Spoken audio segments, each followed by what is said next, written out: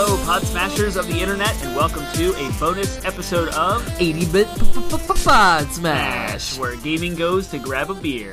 And today we are celebrating and talking about E3 2018. We're just gonna erupt all over this microphone and get E3 all off of our chests. Yes, we are gonna do a live, quote unquote, live, uncut, long episode. You guys strap in. Yeah. This is bonus. We're not going to do the same DLC. We're not going to do our favorite things. Where you playing? We're not going to go. We're going to skip over all that stuff. We're just going to jump right into E3. But first, we want to tell you guys where you can respond to us. Because we sure you're going to be clenching the steering wheel, screaming at the car at the dash. You're going to be running really fast, really hard at the gym, just getting this because you're going to be so pent up like we are that you just want to respond and interact with us. So you can find us on Facebook, Reddit, Instagram, Twitter, and I think that's all of them. Right. On Reddit, we actually already have 7 separate threads for all of the conferences, all of the major conferences. They're all broke out. For that, we already have some conversations percolating on. You can see both Termite's thoughts, you can see Penguin's thoughts, all of our in-depth kind of initial reactions. This is more of our, we've had time to digest and kind of simmer over the news and kind of look at the conference, all the different conferences kind of from a zoomed out approach. And so this is going to be more of those kind of expanded thoughts. But you can actually see some of our like in the moment thoughts that we had right after the conferences on our Reddit posts.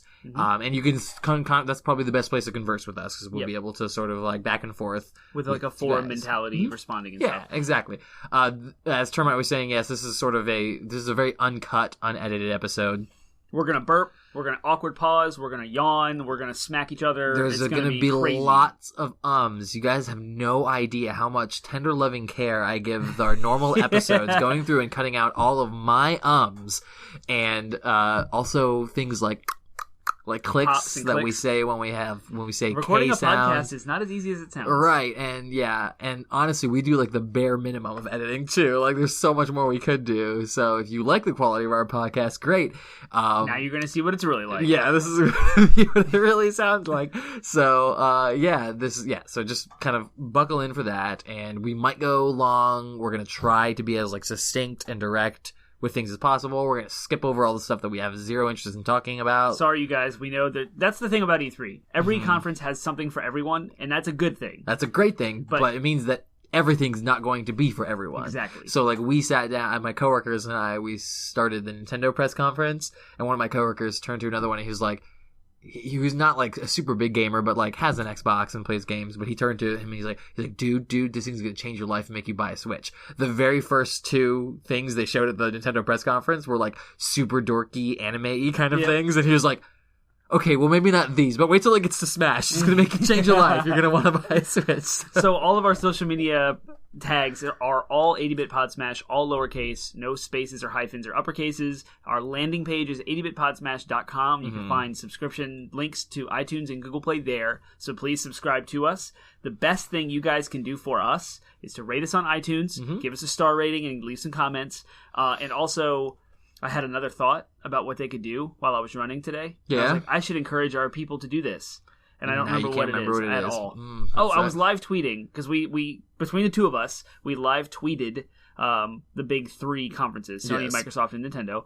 And to get those notifications on your phone so that you can be aware of what we're doing, you actually have to like click the notification bell. So if you guys could hit that bell, that would be cool, because then you guys can actually see what we're doing, and it won't just get lost in the feed. Yeah, those live tweets, though, were pretty intense. You would have gotten spammed. Yeah, you probably would have had nonstop notifications. We got locked out a few times. I'm surprised we didn't get locked out on Sony's, but we were keeping it tame. Microsoft's, I was solo tweeting Microsoft's, because Termite here was at King's Dominion, and man, oh man, it got intense, and I got locked out. It was pretty funny. So, you said, we're going to skip the DLC. We're going to skip the favorite things. We're literally just going to just word vomit at you guys our E3. We're going to go through everything in chronological order. Yep. From the beginning conference to the end. And then after we're done going through each individual conference, we're going to rate our favorite game, our favorite conference, which company did the best, and then our biggest disappointment. Yeah. And we're not going to do the Devolver Digital or the PC Gaming Show, I think, are the ones that we left out. There's another one. Really there's another like indie studio that last minute said they were doing something, and I don't remember what they're called. Yeah, I'm sorry. Just the major six, publishers. 7? 6, 7 publishers, yeah. Okay, we can say what they are. So EA, Microsoft, Bethesda, Square Enix, Ubisoft, Sony, Nintendo. Yep, so that's going to be the structure. We're going to go through each of those. We're going to go through every reveal they did chronologically. If we don't like something and don't want to talk about it, we're just probably going to skip it or say why we don't like it vehemently and then move on to the next And we're going to talk about the games and the conference kind of together chronologically. So if there was an awkward thing that happened with this game, we will talk about that awkward thing when we talk about that game. Exactly. Cool. Awesome. So EA's first. EA. And the very first thing they opened with was Battlefield 5. World War II setting, cool. They showed a little bit more multiplayer. Battle Royale's confirmed, which we all knew was coming. I love how like 3 people cheered in the audience of 100 people. It was like they were like, yeah! And everyone else, because they revealed it as if it was like a big thing. They're like, and we've got a big surprise for you guys. Battle Royale with cheese, and it was like, yay! It was we already knew it. It reminded me. It really wasn't anything new there. Reminded you what? Monty Python and the Holy Grail, where the and there was much rejoicing. Yay! Bring out your dead.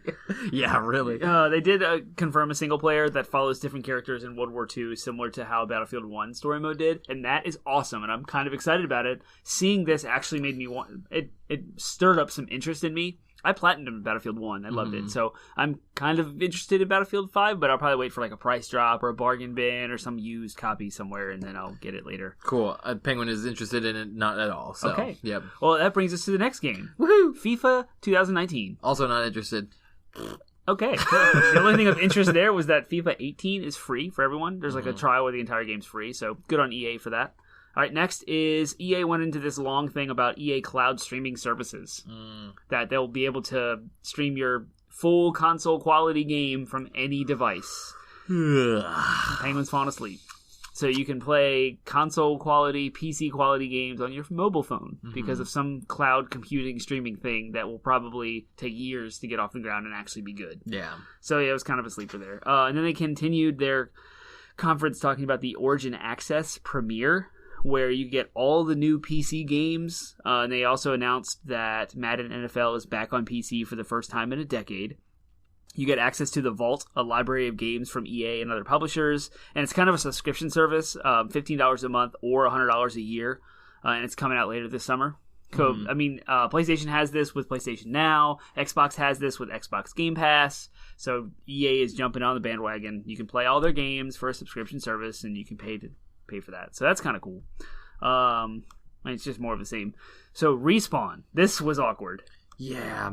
What happened? Do you remember? Yeah, so Andrea Renee from What's Good Games was the host of... Shout out. Which she's one of my great. Yeah, she's great. Got a lot. She's got, so they picked a really good host. She's got a lot of charm. She's fantastic. She nailed it with what they gave her. For what they gave her, she nailed it. So she goes out into the audience, though, and sits down next to a developer from Respawn. Lead developer, I'm assuming, from Respawn. I don't know his name. Do you know his name? Nope. Details Man? Okay. Details Man doesn't know his name, so that's fine. Anyways, lead developer from Respawn Game, and they talk about the single-player Star Wars game that EA was developing, which I thought they had abandoned, but I guess not. Visceral Studios was the one that was making Star Wars 1313 that got shut down by EA. Okay. We're assuming some of that assets IP was moved to the Respawn Entertainment. Right. Okay, yeah, so and that's why I was confused. Anyways. And that's speculation, that's not confirmed. Right. So Respawn is developing a single-player story-driven Star Wars game, and they announced a lot of details. They announced the title, and they announced the fact that you'll be playing as a Jedi, and that's about it. No gameplay. No. Oh yeah, it happens between episodes 3 and 4. Right. It's called Jedi: The Fallen Order. Right. Yeah. And you will play as a Jedi. Yes, you'll play as a Jedi. It's supposed to be a darker Star Wars kind of game, darker take on. I'm assuming I'm gonna get vibes of like Force Unleashed, that kind of thing, or it's a little bit of a darker take on Jedi story. But yeah, so literally though, no details at all. They basically just ambushed this poor guy and made him talk about his game that he clearly was not ready to share. It was very awkward and uncomfortable and a very terrible way to reveal information. It's kind of the opposite of, we'll get into this later, but it's kind of the opposite of all the games that didn't show up at all. Mm-hmm. So it's kind of that weird thing where, like, if you don't have news, don't share news. You know what I mean? So, right. And that's what I felt about that whole reveal. So They're that was very, very, very early in development. Yeah, I actually pulled up a Polygon article here. The guy is the co-founder of Respawn that was sitting in the audience, so he's kind of a big deal. He's not just the developer; he's like higher up than that. His name is Vince Zampella. Shout out to Polygon again for this article. I'm going to just read a little snippet. The official announcement, Jedi Fallen Order, will tell an original story of a surviving Padawan set shortly after the events of Star Wars Episode 3, Revenge of the Sith. EA and Respawn announced their Star Wars action game back in 2016, revealing that former God of War director Stig Asmussen, I can't read, Asmussen? Sorry, guys, was helming the third-person action-adventure project. The game was part of EA's long-term exclusive arrangement with Disney and Lucasfilm to develop Star Wars games. That happened. EA acquired Respawn in 2017.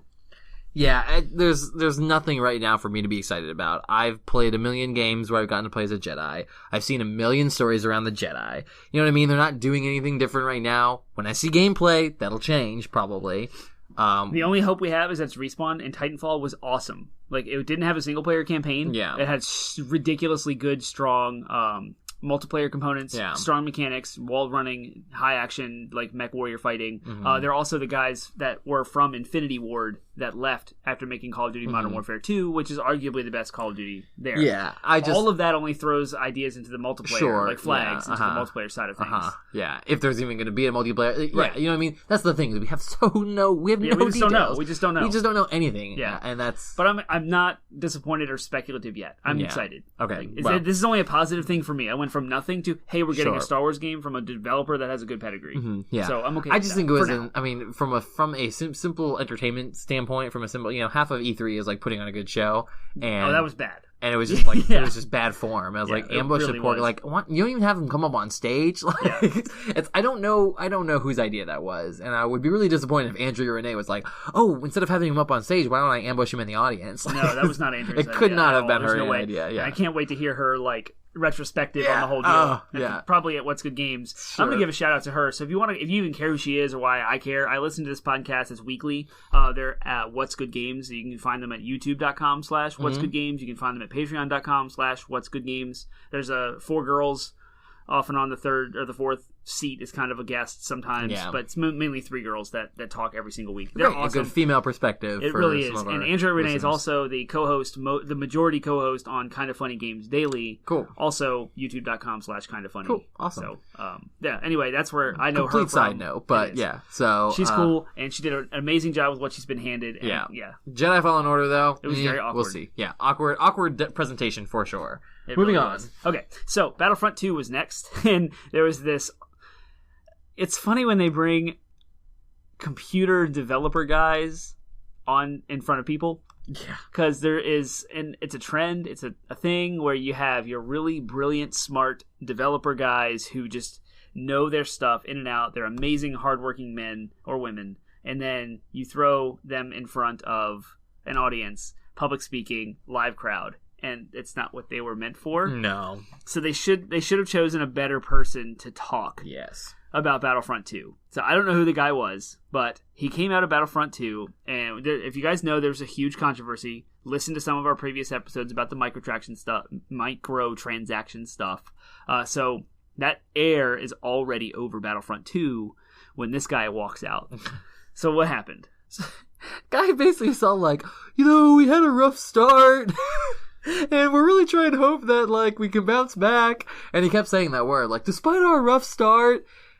Oh my gosh, he kept acting like he was a victim. He kept acting like it was so unfortunate that bad thing happened to him. And I'm like, and it's fair that he made his involvement in the decisions to add predatory microtransaction practices in his game is whether or not he's responsible for it. It doesn't matter, though. He's still representing his company. Yeah. And the words he's saying are, oh man, this poor thing that happened to EA's Battlefront. Like, no, you jerk. Don't act like you're the victim, all right? Like, you totally are at least somewhat responsible, and you're representing a company that is absolutely 100% responsible for ruining your own game. So don't you come out here all, oh, poor us, like, we're gonna try to get back to where we were. Yeah. No doubt that DICE is the developer. Sure. Like, they're the studio that developed the game. Uh-huh. He was the guy from DICE. So he was a DICE representative. Yes. Meaning he was the studio that EA funded. Yep. Right. But they were still in the same basket, same boat. Yeah. They both were guilty of this stuff. And so him playing the victim card is silly. Just to clarify, he is a DICE developer. Right. So maybe he was on the victim-ish side of EA. But... Which just, all that's just to say, the way EA handled their own controversy in this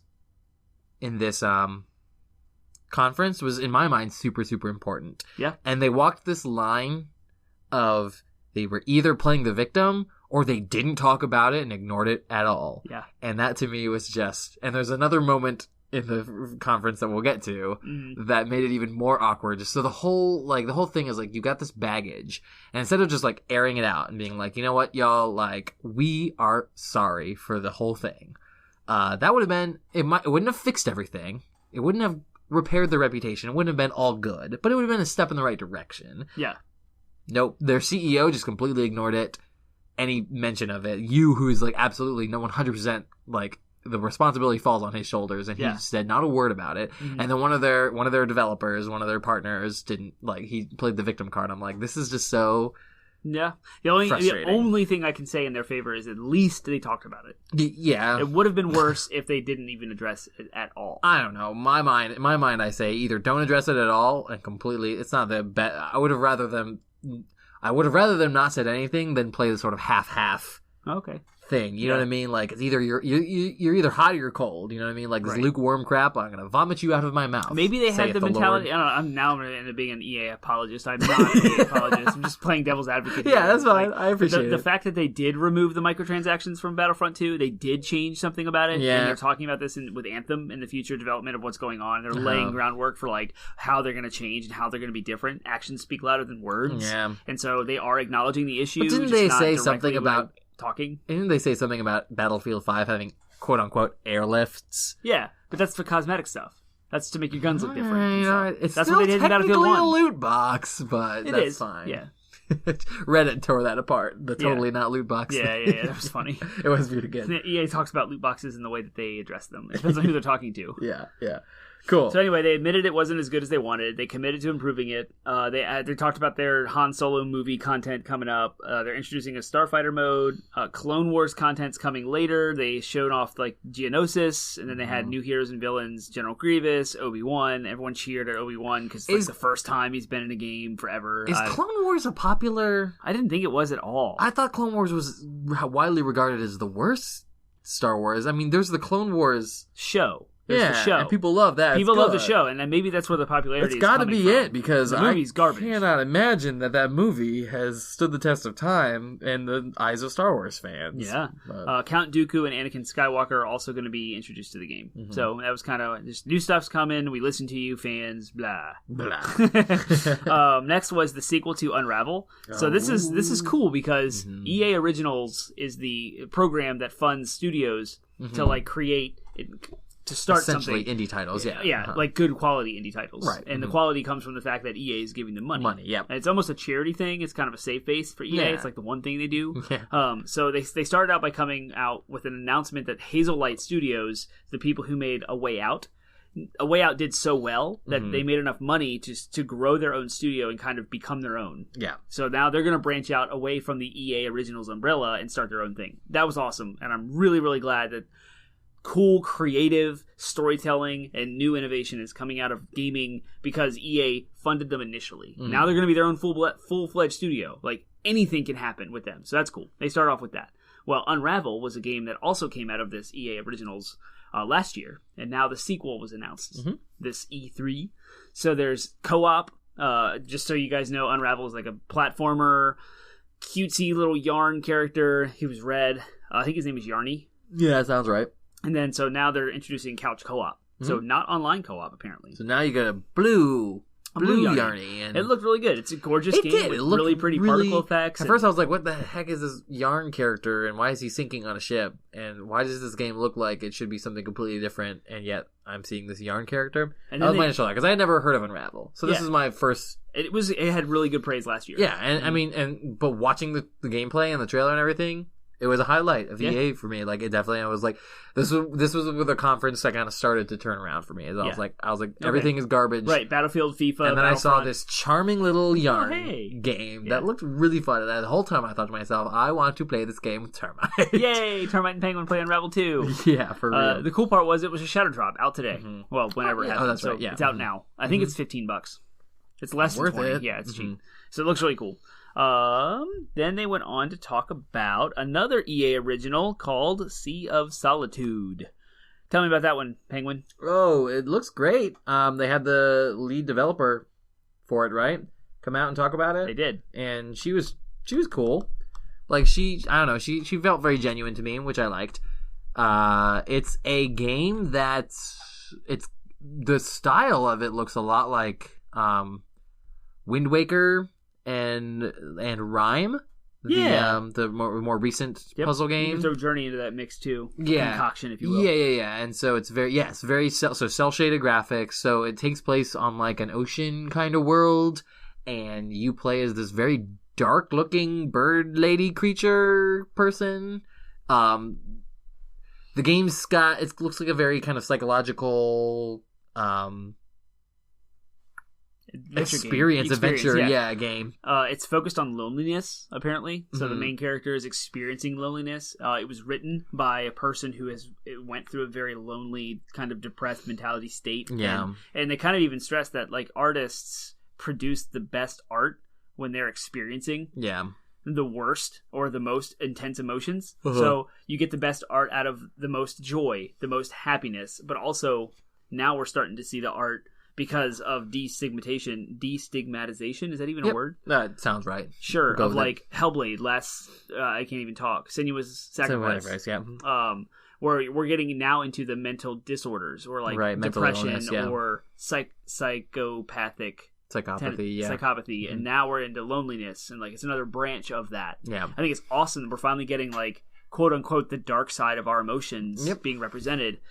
So I was really intrigued by the fact that this is like written by someone who experienced loneliness, something I've never dealt with. Yeah, so conceptually, from like a story standpoint, you get the vibes of Hellblade.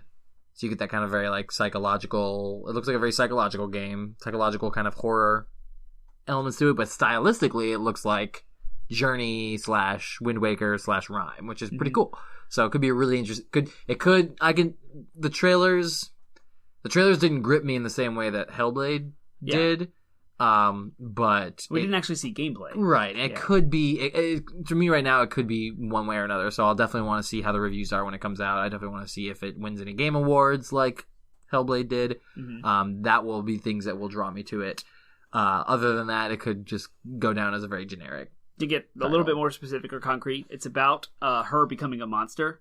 And then the game is about finding out how this happened and how to turn her human again. So I guess in her being a monster, she's isolated, separated, but then like why and how did this happen to get back into that community? Yep. So it's coming early 2019. So awesome. Good on EA Originals. Yay. And next we had sports. TV sports, Call of Duty sports. So NBA Live 19 was announced, trailer shown, followed by Madden 19, trailer shown. Skip. And there was like some very, very campy, awkward, like teenager, young adult interactions on the stage with Madden 19. That was like this champion who like broke his arm and started playing Madden. And a lot of Madden, like he didn't do anything else but play Madden, and then he rose up from his quote. What's the word for like you found yourself in a bad spot? Rose up from your. I don't know. There's a word for it. I don't know what it is. That's fine. But he rose up and he became a champion at Madden 19 and won a belt. And now he's on the stage. He's like, I didn't go to college. I played Madden, and he's being celebrated for this. And I'm like, well, I mean. He earned enough money for a couple of years' salary, but you should go back to school. And this is where it got awkward. Yeah, it was very awkward. So he goes, he's esports competitor is what he is. He goes, so I started the tournament the same day that my high school graduation was. That's what it was. He And didn't walk at his graduation. He said, I didn't walk at my graduation. Instead, I decided to, quote, chase that money. Oh, so they literally said that. Yeah. And then he said it on stage in the middle of, again, the EA conference. Of all things. So come on. You could tell there's this like weird, awkward, like small. It was just a small moment. You would have blinked and you missed it, but like the announcer, it was a different host at that point. Like he came out just for the Madden stuff, and the dude was like, yeah, okay, chase that money. It was so bad. It was so awkward. It was, and it was just like in my mind, I was like, wow, this kid basically summed up EA's philosophy in like sentence. 3 words more succinctly than their own CEO did. So whatever. And then next was a mobile game was shown off, and no one knew what it was. There was no title announced. There was nothing. And then it was like this one-on-one match. It was very shoutcasted and awkward and strange and misplaced. Like completely didn't blend in with the rest of it. He's got a tank!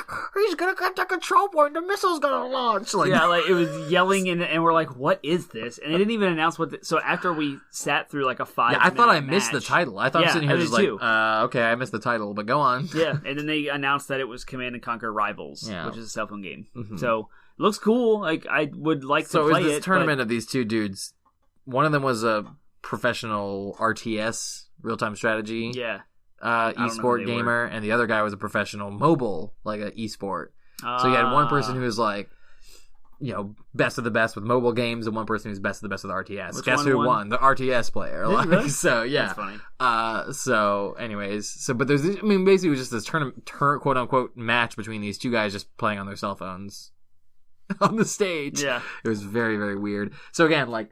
They kind of like pieked my interest again with this conference with Unravel and Sea of Solitude, and then lost it immediately. Completely. Like this is when you go NBA. use the bathroom break, feed your cats, play with your kids. It was so dumb. And then come back and check but out. It was also kind of like, don't miss it because it's such a train wreck. Oh yeah, that's that too. Yeah, it was bad. There was an aspect of that too. Then they ended their conference with the last, what everyone was waiting for, the big game. Everyone knew was going to be there, Anthem. Mm-hmm. Yep. And it's made by BioWare, who made all the stuff at Baldur's Gate, Icewind Dale, Neverwinter Nights, Knights of the Old Republic. Sorry if you don't know these games. These are foundational and massive, and from bridging the gap of Dungeons and Dragons to video games. And then they continue to make amazing games with Dragon Age and Mass Effect. Mm-hmm. Now they're coming out with a new game called Anthem. Mm-hmm. And they went on with a new trailer to start off with. And then they started discussing what the game looks like. They brought out some developers, including Andrea Renee, and had a little panel where she was interviewing each of the people, answering lots of questions for us. Right. That did nothing but drive my excitement up for the game, because it's finally revealing what it is. I was afraid it was just going to be a Destiny clone. Mm-hmm. I'm now still kind of afraid it's a Destiny clone, because more details have come out post this conference. But during the conference, I was getting more and more excited about Anthem. Yeah, it's for those who didn't watch the conference or don't know, Anthem, it looks like it's kind of like, it's sort of that games as a service model. The idea is it's kind of got an open world that's multiplayer. They called it a shared world. Most of the time, yeah. They didn't really use the word open world. Right. Just shared world, which is key. Yeah, but it's the same kind of, the idea, the vibes you get from it is it's kind of MMO-esque in regards to the fact that you're going to be fighting monsters together, and there's roles that you'll take. And we're going to have an episode shortly after this episode airs. We'll have an episode about MMOs, so we go into great detail about that. So, like, a lot of those vibes, it's not fully an MMO, I would say, based on what they've described, but you'll get the sense that you'll want to be, this is the kind of game you'll want to be playing with people very much in that same market as Destiny. So even if it's not a Destiny clone, it's still kind of going after that same demographic. But yeah, you're in like exoskeleton robot suits, and kind of like Iron Man. They're called javelins, and so there looks like kind of a loot shooter aspect to it, where you're gonna collect gear, and that's gonna have different effects and stuff like that as you go on. They've stressed a lot of single player. So BioWare is known for like decision dialogue trees. They're known for character development, heavy RPG character development. So like gear and stats and details, and like tweaking your character to do specific things. So they've stressed that you are a pilot, that there are 4 different types of javelins you can control. And so I assume and this is part of the murky details they didn't really go into, but like you'll develop each javelin separately. Yeah. But at any point you can jump into any javelin, but you will control those 4. So like if your friend needs a ranger, you can use a ranger. What was the big hulky dude? Colossus, yeah. And then there was like a storm. And right, then there and then was Interceptor. the Interceptor. Yeah. So there's the 4 classes you could be that all have different pros and so cons. think of them as like Hunter, Paladin, Mage, and Rogue is what people were kind of describing them. Yeah, so it looks like the Ranger or whatever is kind of like, kind of balanced but mostly ranged combat, and then your Colossus is mostly melee, big tanky, take a lot of damage. Your Storm looks like he's casting magic and doing a lot of area attacks, and your Interceptor looks like it might be sort of like a stealth, kind of like single target, in and out. Now, again, we only saw gameplay from the Ranger and the Colossus. We didn't actually see what the Storm and Interceptor do, but that's my guess, is kind of based on what they look like. So it was different from Destiny in that you can play the entire game single player. They stress so much single player, so I was excited about. But that. didn't they have some comment about like, that was single afterward. players? Yeah, so afterwards there was some comment about the single player, or once you finish the campaign, that's only the beginning, which leads me to believe there's going to be dungeons and raids, which you're not going to be able to do without having a group of people. Right. So that's where I'm saying it's probably going to end up more in that Destiny style, games as a service kind of mode. Which isn't a bad thing as long as they do it well. I mean, there's a lot of things that Destiny could have improved upon that would have kept my attention on it. So if they can hammer out some of those details and make it the seamless. literal direct rival of this game is Destiny, because EA and Activision are direct competitors. Yeah, they're almost the same in regards to their shady business deals. Activision's kind of gotten a little better with being under Blizzard, but but there's another space. There's another game that seems like it's gunning for that same space, but we'll get to that later. Yes, that's very true. We'll save that one a little bit for later. Yeah, but I would imagine sure. that EA/BioWare together are going to look exactly at what holes Destiny has created in the market, and they're going to fill all those holes with something better. Hopefully better. Yes. Yeah. Hopefully. Cool. All right. I mean, there's a lot of ways that game can go wrong, as I have talked about. So, cool. Anything else overall about the EA conference? So it had the awkward dip in the middle. Yeah, just overall, like I said, I think overall, they just didn't really put on a good show. I think there have been comments that people I've seen have made, which is they weren't putting on a show for the gamers. They were putting on a show for the stockholders. Yeah. And I think I can agree with that sentiment. Granted, I think there's also a mentality. I talked about this in my post about EA. There's also this mentality that, like, if it's EA, it's bad now. Yeah. I get it. They've betrayed the gaming community. You know what I mean? Like, they are looked upon with and reviled. And yes, I would agree with the overall sense that the conference was it was so many awkward moments. It was poorly thought out. Some of the reveals and stuff were poorly thought out, and they just spent a lot of time. I'm not even mad they spent a lot of time on sports games, because that's what they do. That's where they make their money. That's where they made their fortune. They really make a lot of money on Madden and FIFA. So that's fine. Hard to talk about. Totally how much money fine they with that. But but again, there were some. Yeah, there was just a lot of like low points, and the fact that they didn't ever bring up the stuff about just sort of an honest conversation about it was just crappy to me. And but nevertheless, I think there is still a sort of, like I said, just because it's EA doesn't mean it's going to be bad. So Anthem, I still think it's still on my radar. I'm still interested in it. I'm a little bit on the fence. I'd like to see more about the gameplay. I'd like to play an open beta if and when it's available, just get my toes wet on it. But I'm not completely outright, poo-pooing it just because it's EA. And I feel like there's a lot of a community mentality that's just like, Anthem's gonna suck, and Unravel sucks, and everything sucks, and Battlefield sucks. Like, and that's just like, no, shut up. Like, just because, I'm trying to be open-minded about the whole thing, even though I'm cautiously cautious, you know what I mean? But I'm also cautiously optimistic about some of those titles. Yeah. So we had a previous episode about pre-ordering, and like, don't pre-order games because they want your money now, and they end up producing garbage. So there's no game here worth pre-ordering. I would agree. Yep. Yep, absolutely. Okie dokie. Wow. Whew. Let's, if it is 30 minutes per conference, it's going to be a long night. Well, we had our intro here, too. Sure. All right. Let's move on to the next conference, then. So Microsoft was next, and they kicked off their conference with a trailer that was some dinosaurs and some landscape. It looked kind of pretty. Were they dinosaurs? I thought, I was the whole time thinking that it was some kind of like Africa game, because it was like rhinos. Yeah. And then it was a warthog was driving. And we're like, oh shoot! And the Halo music kicked off. We're like, here we go. This is Halo 6. This is it. And then it continued on kind of weird. There's some stuff shooting into the sky from these towers, and then you could tell that they were on a Halo, which was cool. And then you saw the left leg of Master Chief and his helmet. And the art style was vastly different. Like, it looked weird. Yeah. And then they announced Halo Infinite, powered by the Slip Space engine. And there was...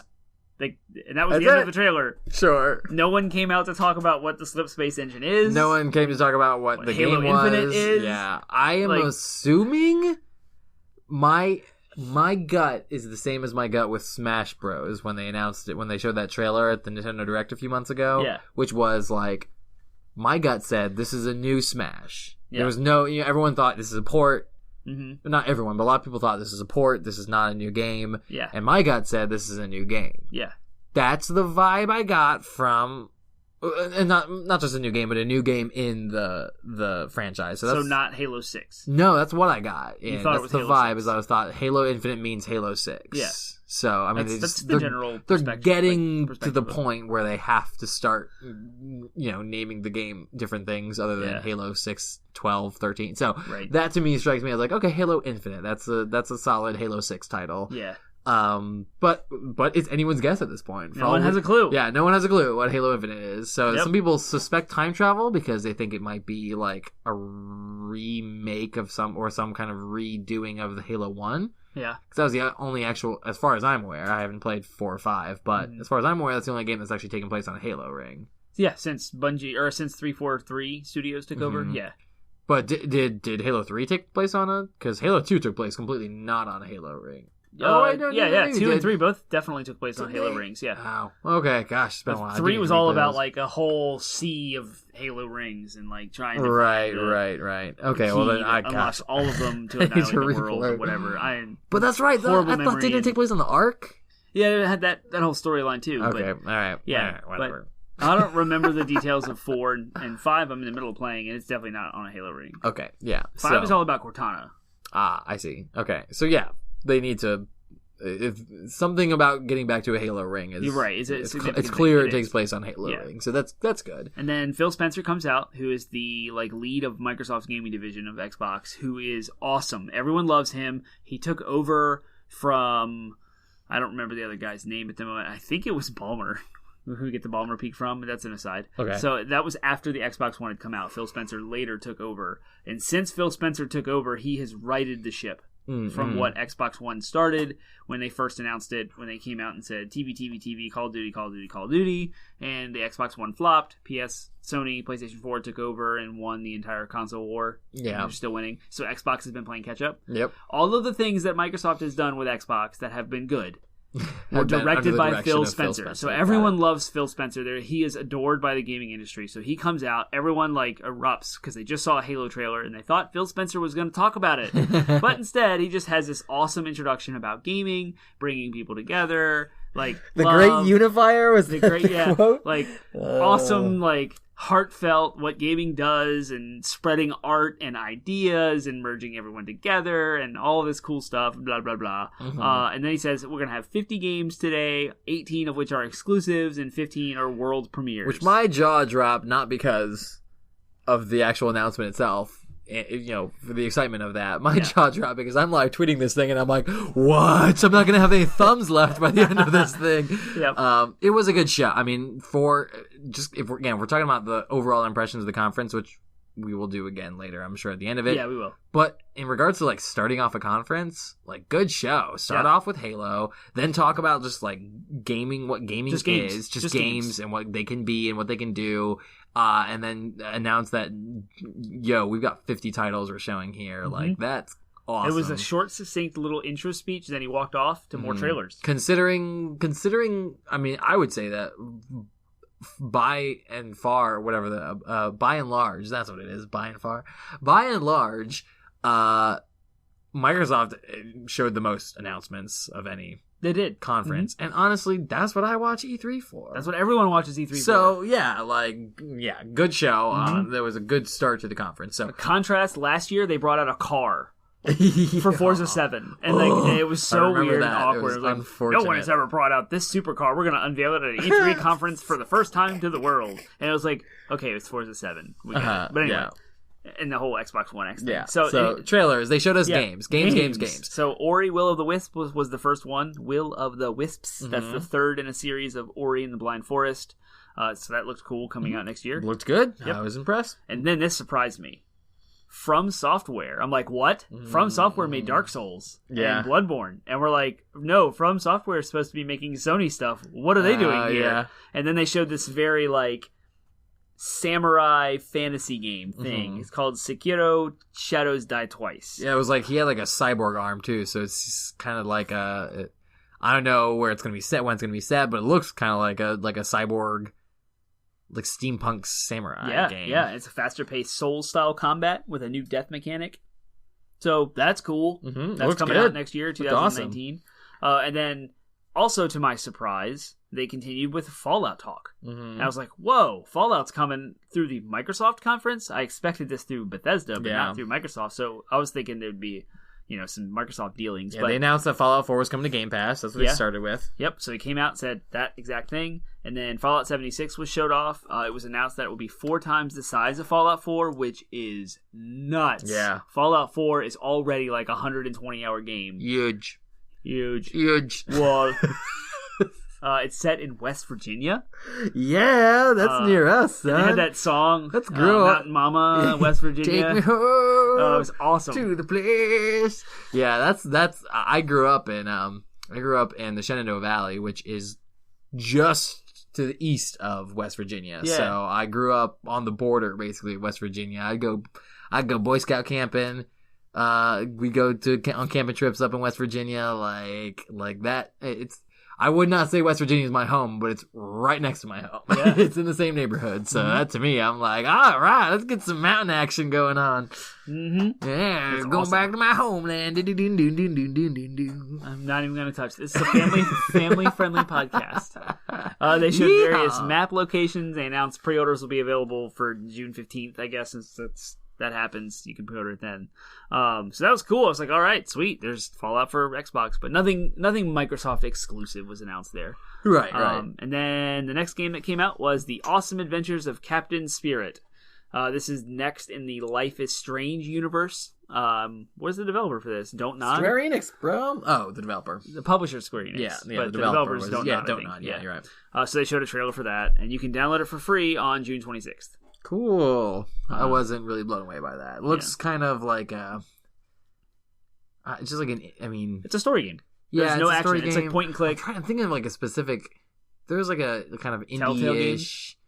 No, there's like an indie-ish Netflix series called It doesn't matter what it's called, but it reminded me of that. Okay. Whatever. It was just kind of make a feel-good story is what it kind of looks like, which isn't bad, just not really my cup of tea. You've got to tell me about what came next.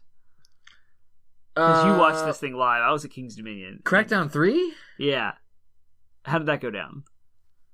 It didn't. It was fine? It was fine. I was tweeting heavy at that point. The biggest thing I was paying attention to in Crackdown 3 was I had formulated this tweet about Terry Crews. I added Terry Crews because I was like, that sounds like Terry Crews' voice. And then I started second-guessing myself because I was like, was it actually Terry Crews' voice? And I didn't want to come across as racist, So I was like, the biggest thing, I wasn't even really paying attention to any of the gameplay. I was literally just focusing on his voice. I was like, it sounds like Terry Crews. I'm pretty sure I'm right. So I was right, by the way, for the record. It's Terry Crews. Yay, Terry Crews. I love Terry Crews. Game looked fine. I don't remember anything particularly awkward. Why? It just seemed awkward to me when I watched it. I was like, oh my gosh, this is so different from the tone they had set. It was like, awesome Halo trailer, games. And it was like the screaming Terry Crews, like... This is supposed to be... Crackdown is one of the biggest Microsoft exclusives they have. And then they announced this, that it's going to be same-day Game Pass release. Now, and I say that this is a thing, because the only 2 other games that have come out same-day Game Pass release are Sea of Thieves and State of Decay 2. And both of those games are very much the, AA games. Yeah. Like the $30 to $40 type quality games. Not full-fledged experiences, not AAA, not these blow your socks off budgets. But Crackdown 3 was announced in 2009, or like before Xbox. It was announced during the Xbox One announcement that they're making this game, and they had like so many years to develop. It kind of got stuck in what they call development hell. And that's like when stuff happens when they're switching things around and business issues happen. It just like the trailer showed off. It seemed kind of campy. It seemed kind of cheapened from what I expected them to be. I thought they would take Crackdown 3 more seriously, but it was just like, ah!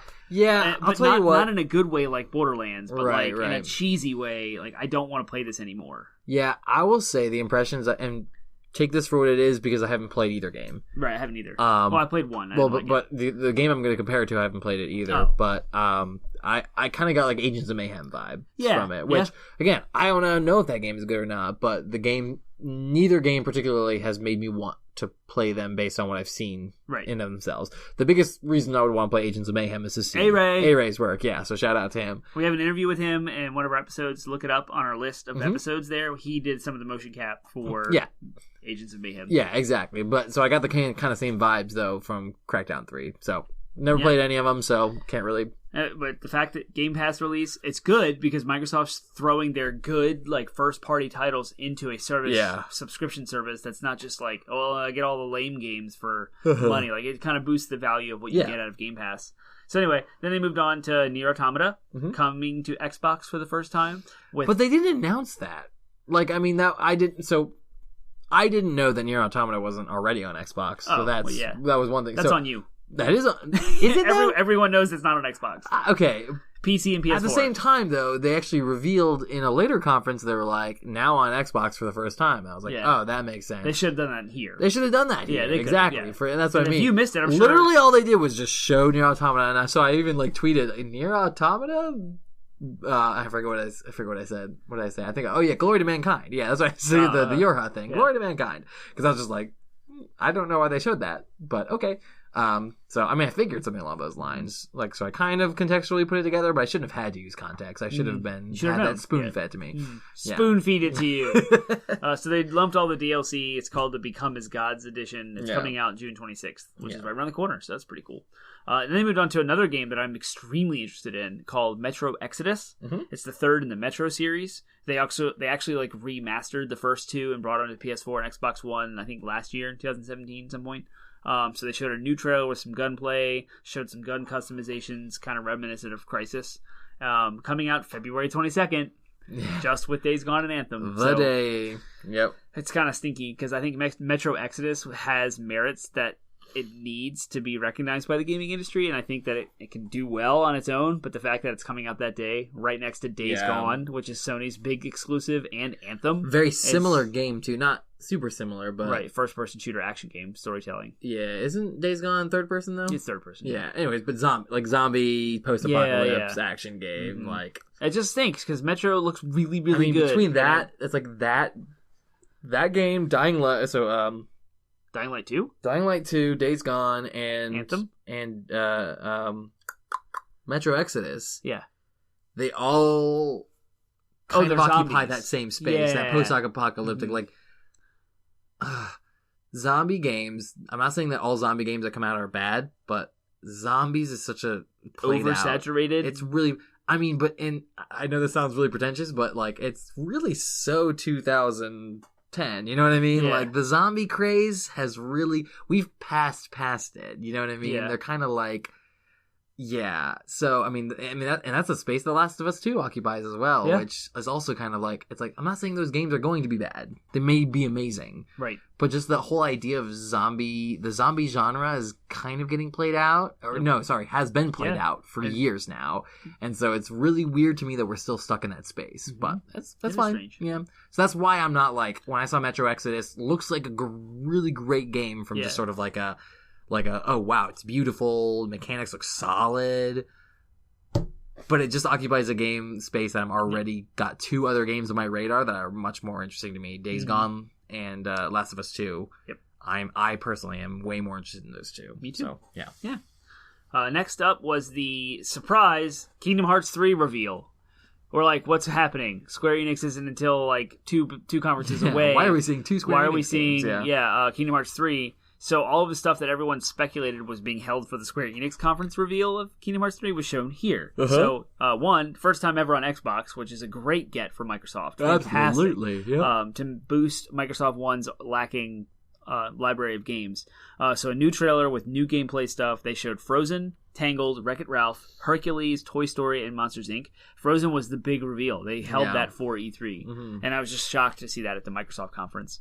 It's coming out, and I predicted this. I called it. Not a single person in the gaming industry said this, that it's coming out January 29, 2019. I just want to put my stamp on that. When I was talking to everyone I know that it's coming out in January, everyone said no. They said 2018, and even the podcasters, I'm talking to you guys, Kind of Funny, What's Good Games, and Easy Allies, as a whole, no one predicted that it was coming out in January, and I said it was. So I want that. Congratulations. I'll give it to you. Well done. Podsmashers, you have a smarter person than the industry. I'm just kidding. I'm not. No. These guys work their tails off. Clearly, you should listen to our podcast and our podcast alone. It was like 90% luck, but there was some educated in there. Sure. So that's cool. What's next? No, I had something else on Kingdom Hearts. Oh. As a side note, we could talk about this in Square Enix if you want, but I'm going to talk about it now. Okay. Do you think that release date is an attempt to go for Game of the Year for 2019? No. You don't think that? You think it was the development? I'm looking in the history of Resident Evil 7 came out in January. Right. No, I'm not talking about your prediction, though. I'm talking about in retrospect now. Do you think that has anything to do with it? No, it still stands up to the reason why I thought it was January. All right. To me, it's the exact same reason, in that January is usually cleared. It's post-holiday. There's not a lot going on. The gaming industry as a whole is kind of asleep. And it's like, here's this chance to launch this major AAA title that's highly anticipated with nothing else to conflict with its sales. Everyone's clamoring for a new game. It's January 29th. It's been a month after Christmas. Everyone's played what they've gotten, and now they're looking for the next big thing. And so I think it's just a market strategy to get as much money as they can. All right. I don't think it's a ploy for Game of the Year. All right. Because they're not going to get Game of the Year. And I support that because people played it and said it felt like a PS2 game. And surely everyone who plays it can tell the developers definitely know it's lacking in its sound mechanics. So I don't even think it's even Game of the Year contention for 2019. Yeah. Because it's definitely not going to get Game of the Days Year. Gone, which was announced forever ago as a 2019 Or it's got to go up against The Last of Us Part 2. Like, yeah. And no, they're not dummies. They know. They can't get 2018 because God of War. They'd be up against God of War, right? Which I'm pretty sure is going to win Game of the Year this year, but it might. We'll see. Yeah. That's a whole different live tweet. Is. We can do a whole topic on that. Game of the Year for 2018. Okay. We should do that as we get closer to the Game Awards, though. All right. Next, Sea of Thieves? Yeah, they expanded it with some new DLC coming, Forsaken Shores and Cursed Sails. I'm very happy for Sea of Thieves fans, but no gameplay, no features, nothing was announced. Yeah, it was just a trailer. It was literally just, here are the names of our new DLCs. Yeah, cool. Some concepts behind them. Yeah. I'm fascinated by Sea of Thieves. I'm dying to play it. But I just need some friends to have Xboxes to play it with. I can play it on Windows 10 with you. Yeah, I guess so. We should do that sometime. Buy it. Well, there's a $1 for it's a promo. $1 for a month of Game Pass. Oh, cool. And you get it for 30 days, and you can play Sea of Thieves. We could just do it one night. Just knock it out, have some fun. We gotta do that. We gotta do a lot of things. Yeah. We have a lot on our shared docket, and we literally don't play games together ever. We don't have any scheduled time to do that because we're usually our time together is spent doing the podcast. Yep. And I'll be like, "You want to play Borderlands with me?" And you'll be like, "No, I hate you. I don't want to play Borderlands." That's exactly what I say. That's exactly what I say. In the Cartman voice. In the Cartman voice. All right, but enough about us. Sea of Thieves. Yep. Then they moved on to Battlefield 5, and they showed the same trailer again. Cool. Great. Then they had a really great reveal, which everyone predicted, and that's Forza Horizon 4. So they came out with a trailer. They showed off all the new features of the new game. I'm excited about this. I love Forza Horizon a lot. I was operating under the impression that the idea of the open world racing game was new.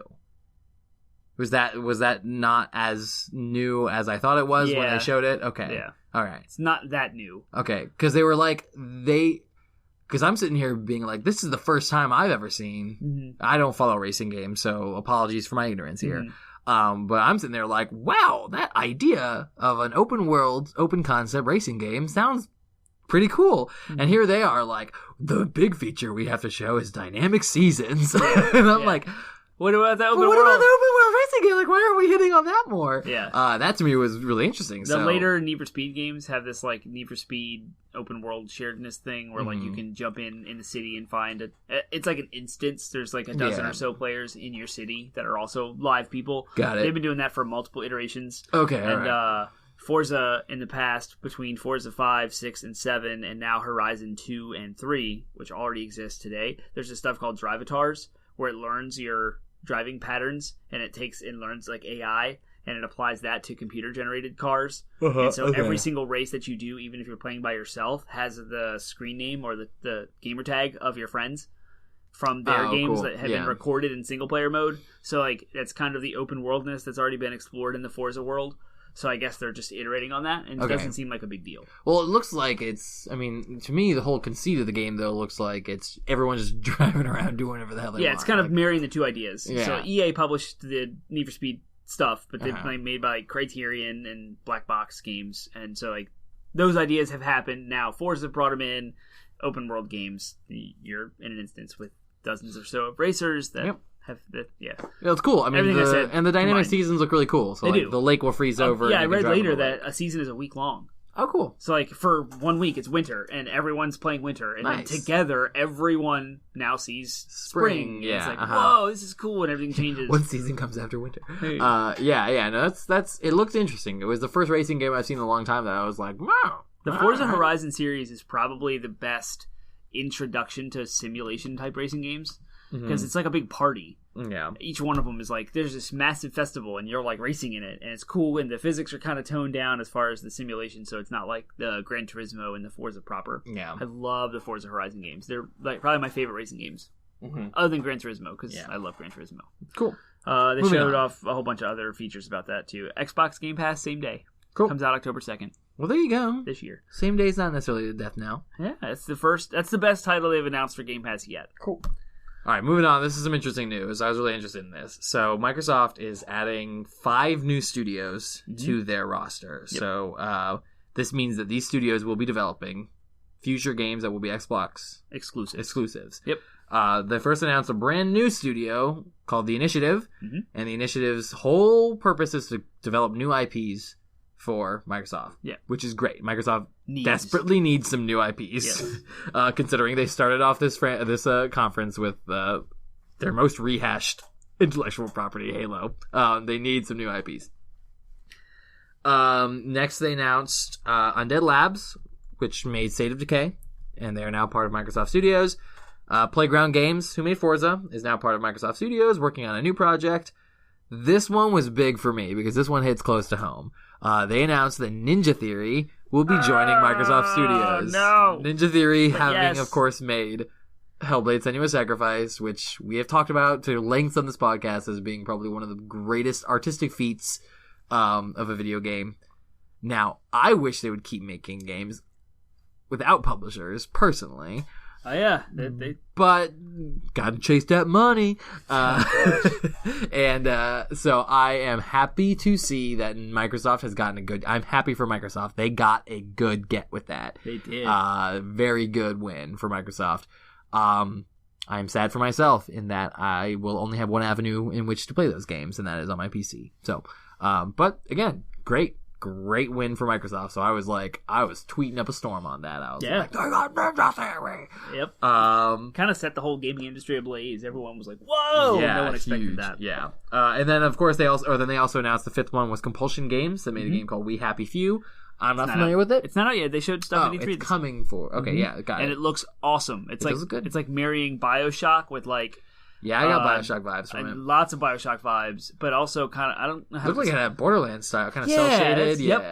That's it. I was thinking of that. Yep. Yeah, but I don't know what the gameplay is like. Is it like a story-driven game? Story-driven first-person action type stuff. Oh, okay, yeah. I wouldn't want to call it a first-person shooter, but it could be. Okay, cool. Seems amazing. Cool. They also made Contrast, if you played that. But got it. Okay. Yeah. Cool. So then they showed We Happy Few right after that with a new story trailer. It's coming out August 10th. So I'm very excited about We Happy Few. I'm like... I want to play it, but there's so much else coming out that I don't know how I'm going to make room for it in my budget and my time. But it's there, and I want to play it. And they showed some PlayerUnknown's Battlegrounds, new trailer, new map tease stuff. for winter Moving on. 2018. Tales of Vesperia Definitive Edition. Don't know. The Tales games are...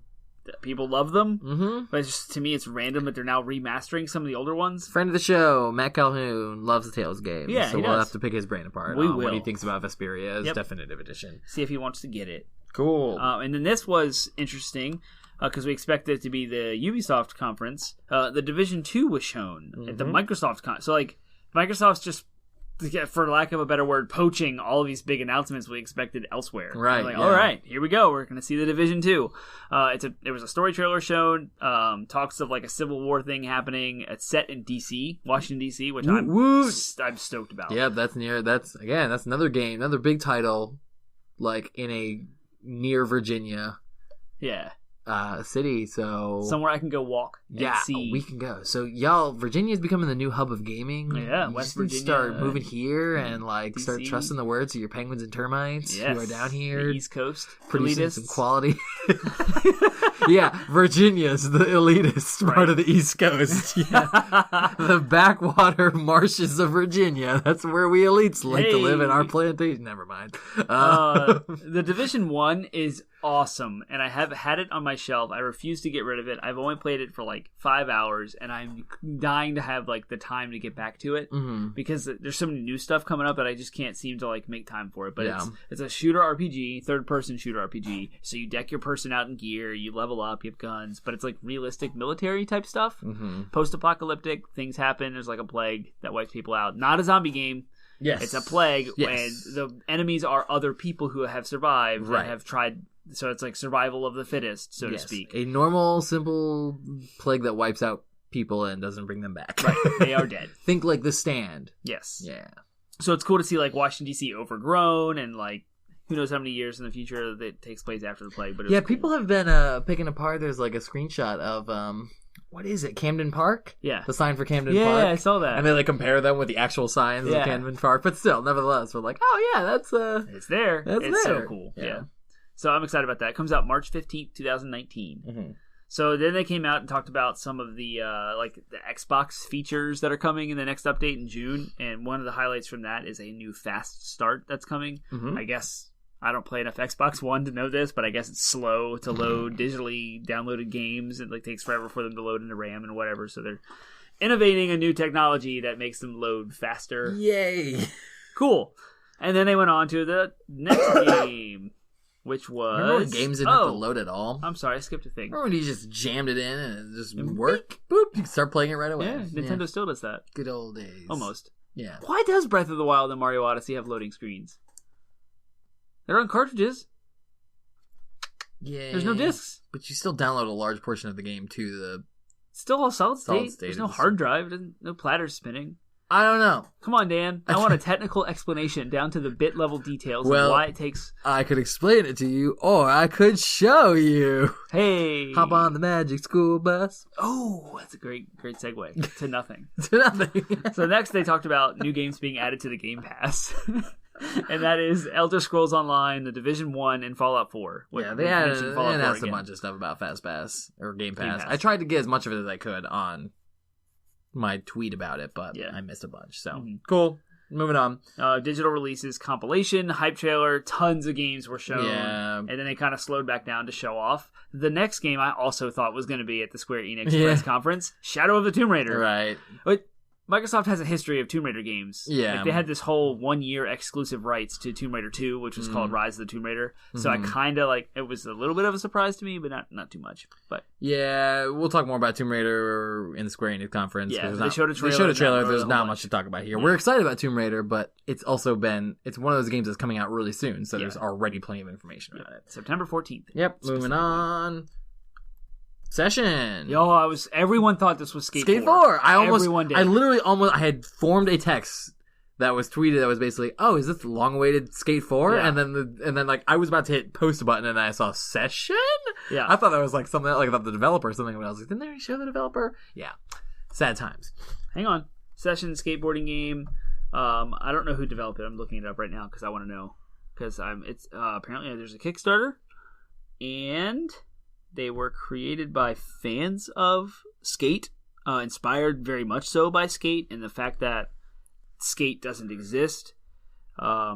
It's going to go down in history as not Skate 4, so let's move on. All right, well, it's really good. Independent developer Creature Studios. Yeah, so. Next is a skippable thing. Black Desert Online's coming to the Xbox. Cool. Awesome. Was that the crazy MMORPG with the crazy detailed character combat creation? And yes. The one that was from Korea? Yep. Yeah. I was super, super interested in it, and then I played like a free-to-play beta or something. Demo. I don't know. I played something that didn't cost me any money, and it was really overwhelming. Like it was it wasn't like a normal MMO where they kind of just like ease you into stuff. It was just like there's so much, I don't even know what's going on. So I was like, I'm going to stop playing this. So, but the combat looked really cool. Mm-hmm. I just, it didn't really translate well for me. Yeah. So that's fine. Black Desert, people who are excited about it, enjoy it, have fun. Cool. And then this blew your socks off. They came right out. I was like trying to recover because there was something about that trailer, the Black Desert trailer, that I was like, this seems like a new game. Like, are they adapting Black Desert for Western audiences? And is it called something else? I'm like literally like in the middle of typing that when I look up and I see Dante's face, and I was like, oh! It wasn't actually Dante, it was Nero. But like at the time, I was like, Devil May Cry! Finally, I was like, much anticipated, highly sought after, extreme amount of excitement for it. Super excited. Well, the biggest excitement there was that it is a direct sequel to Devil May Cry 2. I actually think is the last. Is in the chronological, okay. Yeah. So at the end of Devil May Cry 2, Dante goes into hell, and he's been there since. So chronologically, but it's a direct sequel to. But the game kind of picks up with a character introduced in Devil May Cry 4, which chronologically happens before Devil May Cry 2. So you're actually picking up in Nero's story. Nero was like Dante Light. In Devil May Cry 4, like I actually hated playing through the game as Nero in Devil May Cry 4, so I kind of disliked Nero, but he looked a lot. I was so confused because he looked so much like Dante from DMC, so I thought that it was a sequel to DMC. So I thought it was DMC 2. Okay. DMC was an alternate. That's what I thought it was too. Yeah. DMC is an alternate universe Devil May Cry, so I thought it was DMC 2. Is it really? Yeah, but then people were like. Then I later saw that I was like, oh yeah, it's Nero. No wonder he was missing an arm because he had a devil arm in Devil May Cry 4. So this is not DMC. DMC is alternate universe and is, as far as we know, done. So Devil May Cry 5 is following in the same train as the main Devil May Cry games, and it looks great. The developers came out afterwards and talked about how they think it's the best action game they've ever made, which is great. So I think it's exciting that you'll get to play as Nero. Looks like he's got some new tricks, he has almost like the witch time ability that Bayonetta has. Ooh. So you can like slow enemies down. That's cool. With his robot arm. And yeah, it looks like they've improved a lot on his mechanics, which should be good. So it looks like they've also given him a bit of Dante swagger. He's kind of like a that's why I hated him in Devil May Cry 4, is he was kind of like a goody two shoes, straight laced Dante? Version of Dante, and then Dante was all swagger and badass. Yeah. And so you're like, why am I playing as this watered down Dante? Why am I why did you give me Virgin Dante? I want Dante. Kids. Children. Sorry. And yeah, so the fact that they but he looks like he's got some swagger. He's got a white trash girlfriend now. It looks like it's gonna be a kind of new really take fun. on Nero. And Dante showed up at the last little bit of the trailer, so we're like, we will get to play Dante. For someone like me who loved Devil May Cry 1 and 2, what's the chronology of Devil May Cry? Okay. That's the first question. First question. It starts with Devil May Cry 3 because that's a prequel. Okay. So it's Devil May Cry 3, Devil May Cry 1, I want to say 4, and then 2. 3, 1, 4, 2. Yeah. Okay. And you pretty much have to play Devil May Cry 4 to understand who Nero is to start 5. You don't have to. I'm sure they'll do some backstory stuff or something to kind of introduce him. But it's really helpful because it's Nero's. Literally half of the game you play as Nero, and then you play the reverse. You go do the whole game in reverse as Dante. Okay. So you go back through all the bosses and then finish the story with Dante. Interesting. Yeah. It's really I heard it was bad interesting. People don't like it because of that. Yeah. I thought it was fine. I thought it was fun. Mostly because you actually struggled through half the bosses as Nero. But then as you get Dante, and he's got like a just wider toolkit available to him, like all those bosses were like, you just wreck them. And I was like, yes! So it was actually kind of satisfying for that reason for me. But I actually thought the story was pretty interesting with Devil May Cry 4. And so yeah, I mean, I don't know. It depends on how much of the game is played as Nero. You know what I mean? For it looks like he's heavily featured. I mean, the whole trailer was Nero, so we'll see. But that's great. They have the HD collection that I want. It comes out in spring 2019. The 5th one does. Yeah. The HD collection that already exists on PS4. So maybe I'll have enough time to finish Kingdom Hearts 3 and then jump into all of the Devil May Cries. Oh, but you still gotta finish Darksiders. Don't worry about my backlog.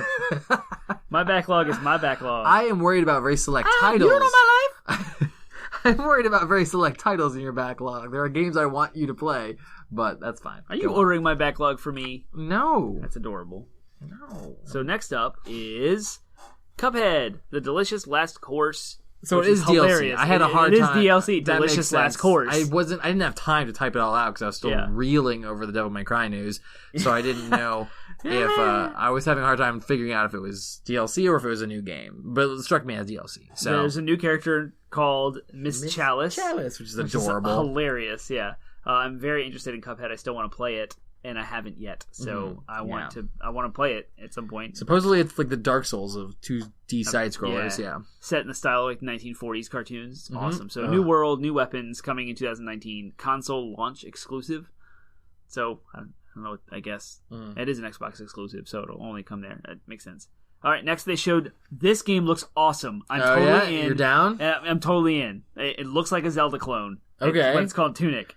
And it showed a trailer with some gameplay. It's got a little fox. A little fox with like a sword and shield. Yep. And he's like, it's like pixel art, like 3D pixel art. And he's like smacking enemies and coins come out and stuff. Like, it's a console launch exclusive for Xbox. I'm like, maybe I'll pick up my Xbox again. I'm excited. Like, more than any other game, for some reason, this does.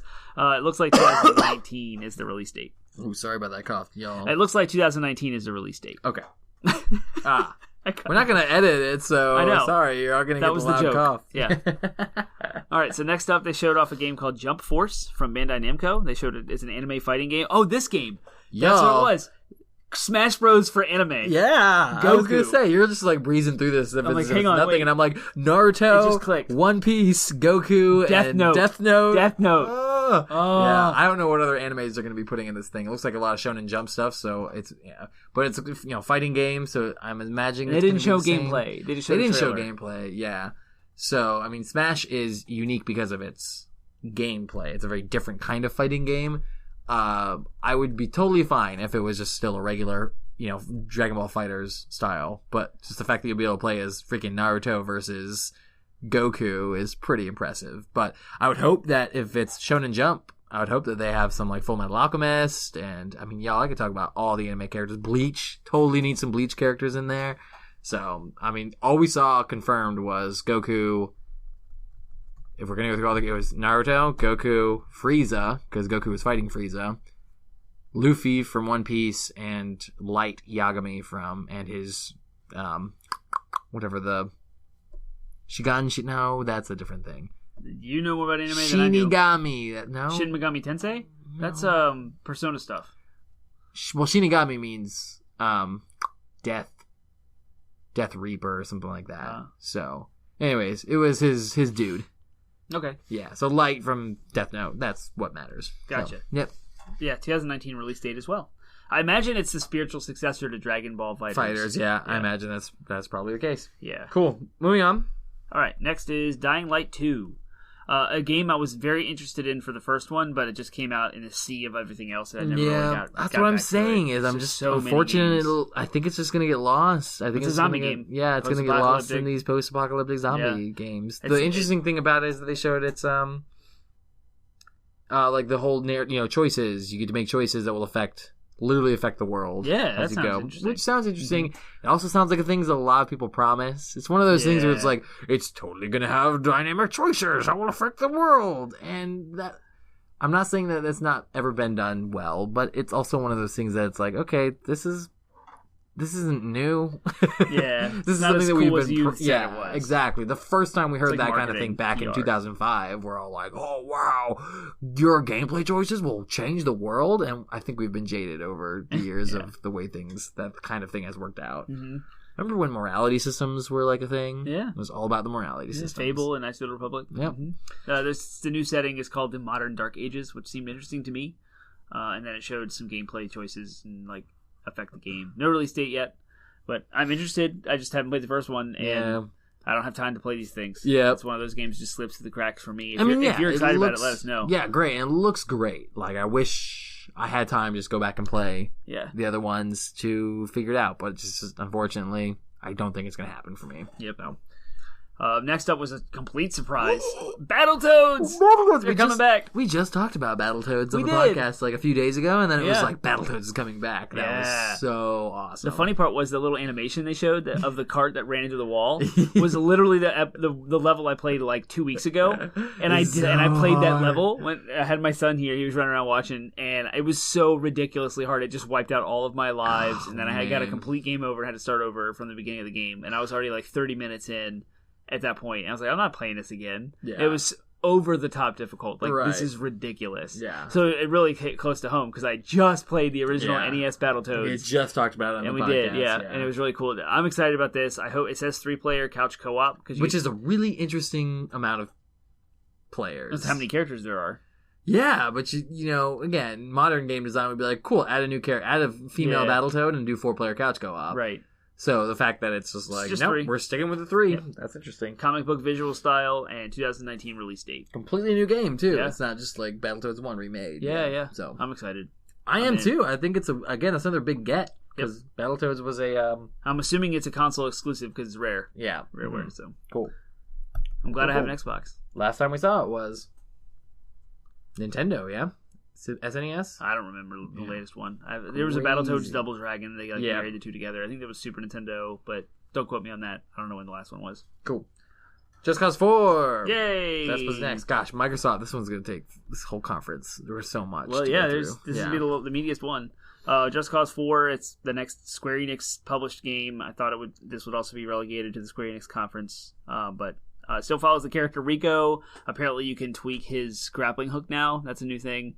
But the style of the game is still the same open world, sandboxy, destruction, story-driven type open game thing. Physics simulator. Lots of physics, yeah. Which is cool. I mean, it is. The Just Cause, I think I mentioned this in one of my write-ups, but Just Cause has always sort of sat on the peripheral of like my interest, where I'm like, I see people like posting fun things about it on Reddit and stuff like that, and it looks interesting. It just doesn't look like a game that would really hook me, so I've never really just sunk my claws into it. Yeah, it's like you jump off a plane that's blowing up onto a car that happens to be jumping off a cliff at the same time. You like, I don't know, it's nuts. Crazy the whole thing is stunts. You just kind of play. It's like a big playground for you to just play with physics. You have a grappling hook that extends and swinging around, doing cool things.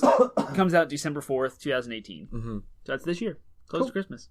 All right, and then they showed off what was leaked was a 3-pronged approach to Gears and the future of what Gears looks like. But this was revealed first. This was the part of the conference where I was so in though. I love this so much. It was so funny because they showed the Gears logo and everyone's like, Gears of War 5! And I'm like sitting there starting to type up my Gears of War 5 tweet, and then boom, Funko Pop. There's a Lancer chainsaw through the logo, and then a Fun Pop figure shows up. And it like cartoony, oh man, Funko Pop style. It's a mobile game on Android. I'm totally gonna play it. Like, I can't wait. So I sit there and I write up my whole tweet where I'm like, y'all got trolled. Y'all thought Gears of War 5. And that added to the humor of the whole thing. It felt like we just got rickrolled. Yeah, but then the developer came out and he was like, we're releasing this game for the iOS and the Android. And then he's like, but we are also releasing a Gears of War game. And he was like, but it's a tactics game. Yeah, so that was odd. Gears Tactics, and I'm like, la la la la la, trolled again. Yeah. And so I'm sitting here just like, again, I think the Gears of War franchise is awesome. I really want to play them. I haven't played any of them. Yeah. So I do really want to play the game, so I'm not just sitting there being a jerk. Yeah. But at the same time, I did find it delightful that like they were just like carrot and a stick. Yeah, carrot, stick. It would have been more of a troll if it didn't had leaked. if it hadn't have leaked that there was 3 of them. So I was already aware of this. Gotcha. See, I wasn't. I'm sitting there being like, troll. Yeah. And then they were like, oh, but also Gears of War 5 is coming out. So, but we'll just go through those. So, Gears Funko, Gears Pop. Gears Pop. Mobile game. 2018. No idea what the gameplay is going to be like they on that. They didn't show it. They just trailers. Just kind of thing. Gears Tactics is going to be kind of a turn-based tactics, turn-based RTS kind of game. Mm-hmm. Very much. I get the kind of Halo Wars vibe from it. And XCOM. Yeah, XCOM. Yeah, that's what it looks like it's going to be. It's supposed to take place as a prequel series to Gears 1, which was interesting.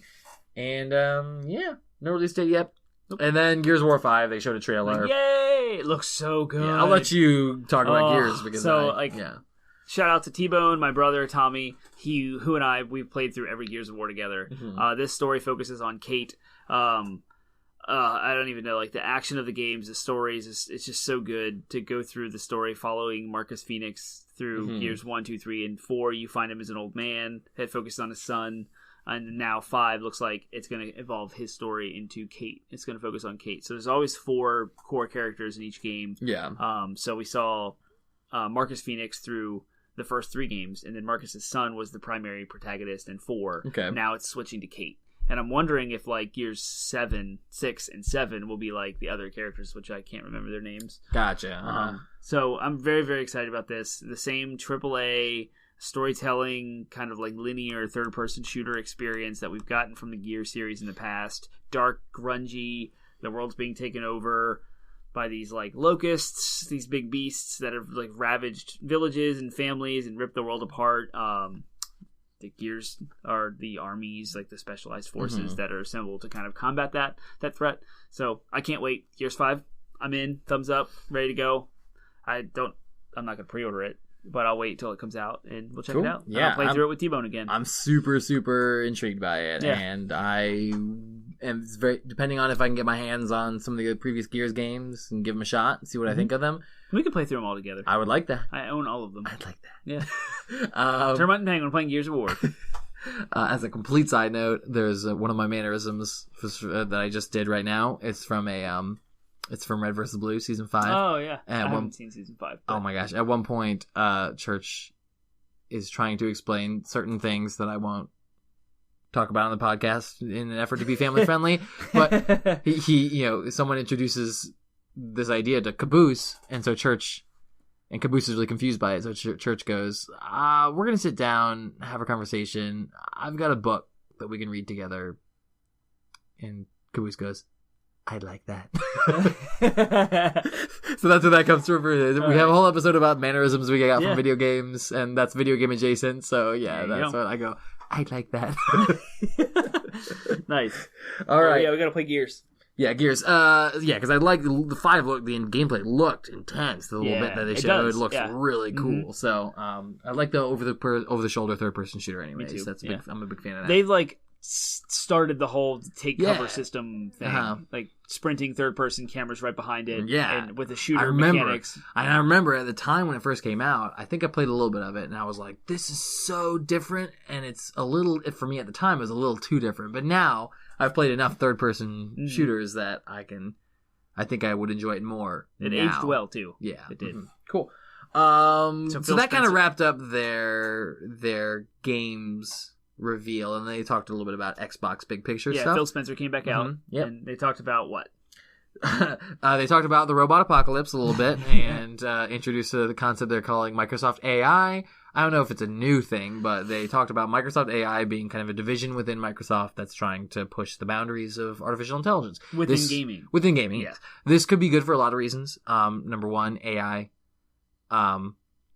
I mean, we will have a podcast episode coming up where we talk about AI and its applications towards things like PvE style games, which could be good. It could be interesting to, if a sufficiently advanced enough AI could kind of change what we think about couch co-op, in the sense that if you had an AI partner that would play games with you, you'd never need friends ever again. Yeah. But I mean, like, dystopic implications aside, like, still, that could be a really interesting development, like having, and just having I mean, esports, applications towards esports is being able to, like, with training and stuff like that, players being able to play against harder and harder AI that learns patterns and stuff like that. So there's so many applications to gaming that Microsoft's making a big push to they're the first explore that space. First and only one so far that have talked about that. Yep. And they talked about streaming network being worked on to play games on any device. So they handed it again. Yep, they saw it with EA, and now we're seeing it again. Yeah, they really want to push cloud streaming, which honestly is probably, once they can sufficiently get all the bugs perked out of it, that's the future of games, man. It's all going to the cloud. Yeah. Like, running your games on someone else's hardware is going to be really what the gaming future, for better or for worse, is going to be all about. I'm still super skeptical about this, because with the advent of, like, Netflix, Hulu, and HBO Go, you can get HD movies streamed to your TV. None of it is as good as a Blu-ray. Like, having the media right there, the physical media on a disc playing directly into your TV. Like, I don't know if it's something to do with the bit streams and the internet speeds and the latency or what, but sound quality is astronomically better, and everything is more sharp and visually like better. But again, it's a matter of the quality versus quantity is the thing. The streaming service is like, oh, I'm playing on my phone, and you're just going to be able to. Yeah, I mean, I think what they're going for is you're going to have access of much more affordable access to a larger amount of games that you won't have to. Right, and that's what the kind of sacrifice we've made with the movies on on-demand movies and such. Is like, okay, it's a little bit less quality. Blu-rays are $20 for one movie. I don't care about HD. If I want to watch Stranger Things, I want to watch Stranger Things. Well, yeah, you can't buy that on Blu-ray, at least not right away. But you know what I mean. You get the point. You can go back and buy it on Blu-ray, but I'm just it was just my thoughts about the whole streaming gaming thing and the quality thereof. Yeah. And then the other big announcement that they had, it wasn't a confirmation of an Xbox 2. I don't like 2. I know, it's dumb. Xbox 720. This would in actual chronological order be Xbox 4. So they didn't actually say Xbox 4 or Xbox 720 or Xbox 2 or whatever. Yeah. What they said was, we are working on, our hardware team is hard at work on making future Xbox consoles.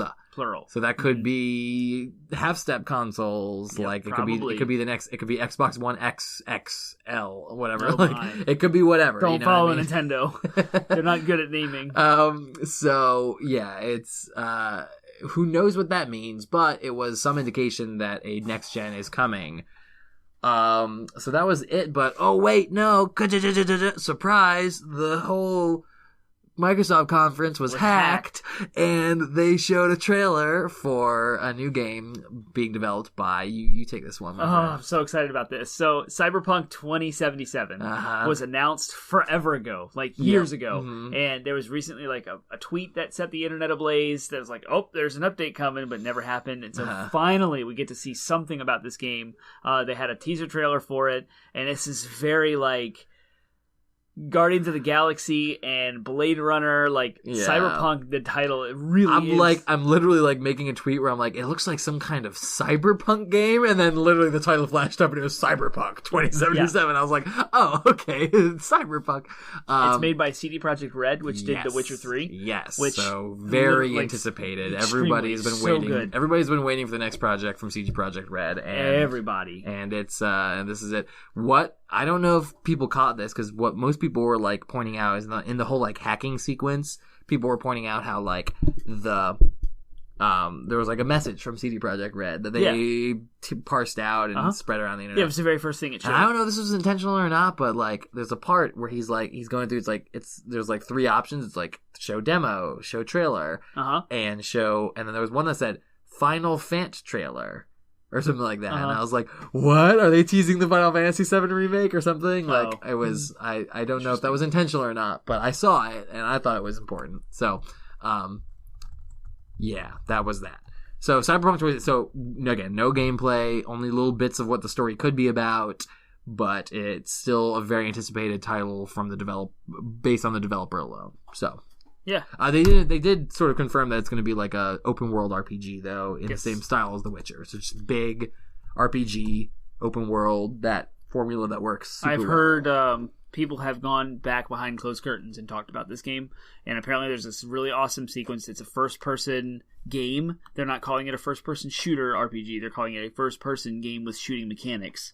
It has a Grand Theft Auto style driving, open world exploration system to it. It will have full dialogue trees and interactions with NPCs, fully upgradable person with biometrics, so you can change out your hands, your arms. There's a scene that they ever showed where you get a new bio eye, and like your old eye goes off. They take your old eye out, and the screen goes black, and then they turn your new eye on the shelf next to you. So now you see yourself in third person, and then they grab that eye and shove it into you, and then now you have like zoom mechanics, like binoculars. Cool. And I was like, this sounds so cool. It's so good. Yeah. Apparently, crazy guns, kind of like Borderlands-esque, is going to happen. So I'm pumped about this game. It looks so fun. Yeah, it sounds like it's got a lot of promise. I am excited. From the CD Projekt Red developer alone, but as with always, since there's no actual shown footage and everything, like, take it with a grain of salt. Don't quite pre-order it yet, but it's got a lot of promise. It's definitely one of those highly anticipated games that people are definitely keeping an eye on. Okay, cool. So that was the surprise little twist at the end of the conference. Everyone thought it was over. And that was over. That was it. Yeah, after that. And then they go, boom, Cyberpunk, and everyone's like, rah, set the world on fire. So, overall impressions of this conference. Best conference Microsoft has ever done. I agree, and it's going to be a big contender for me in regards to winner of E3, only because they put on such a good show. They did. Like I said, they started off with one of their most prolific IPs with Halo. They then did this whole thing about, like, this whole philosophical discussion, essentially, a presentation of what gaming could be, and then they dropped the bomb where they're like 50 games, 18 exclusives, and 15 world premieres. Like, it was just like boom, boom, boom, right at the start. Yeah. There were ups and downs of the whole conference, but overall it was just like, again, they didn't spend a lot of time talking and deliberating. They didn't do any stupid freaking, like, tournaments or any crap like that. No, nothing live casted. No, none of this. It was just game. No developers were even coming out to talk. Just sheer news. And like you said, they quote unquote poached. Like, but again, that's awesome that they were able to sit there and like do reveals for other companies, especially considering that their biggest competitor is Sony. Like, Sony came out earlier and said, we're going to focus on 4 games, and basically they showed 4 games. Like, the fact that Sony dropped 50 game titles, which is what people come to E3, like, watch E3 for, was that's what we want, games. And Show us games. Yeah, and then they talked about overall big picture stuff for Microsoft, the things that they're trying to do to, like you said, right the ship, the things they're trying to do to go push past that, and, huge innovations with AI and new hardware, like all that stuff was great. And it was succinct. It was like, here, we're doing this. They didn't harp on it. There was no awkward people out there trying to talk it up. There was no gimmicks. It was just like, we're working on this next. We're working on this next. And so they only had people out on stage, I think, 4 times. Yeah. It was Phil Spencer in the bookends, and there was 2 other different people in the middle. Yeah. And the Gears reveal, the whole, like, the way they worked through that was just fun. Like, I thought that it was like, again, for me not knowing about the whole they're doing 3 Gears announcements, I was just sitting there being like, this is so enjoyable. Like, so I just had a smile on my face the entire conference. I mean, I was stoked about Devil May Cry 5. I was stoked about the Cyberpunk thing at the end, too, is genius, a stroke of genius. So, like, Microsoft really hit it out of the park this time, and I was very, very honored to be able to live tweet it, even though, like I said, my thumbs, I just walked away from it being like, exhausted. Like, exhausted in a good way, in that way where I was like, my mind has been blown. I am stoked for the gaming industry right now. Yeah. So, Microsoft did so well this time. They really did. Oh, wow. We are an hour and 30 minutes into this thing. We've done 2 conferences, though, to be completely fair, Microsoft was definitely the meatiest of them all. So I think these others will go a lot faster. I want a break.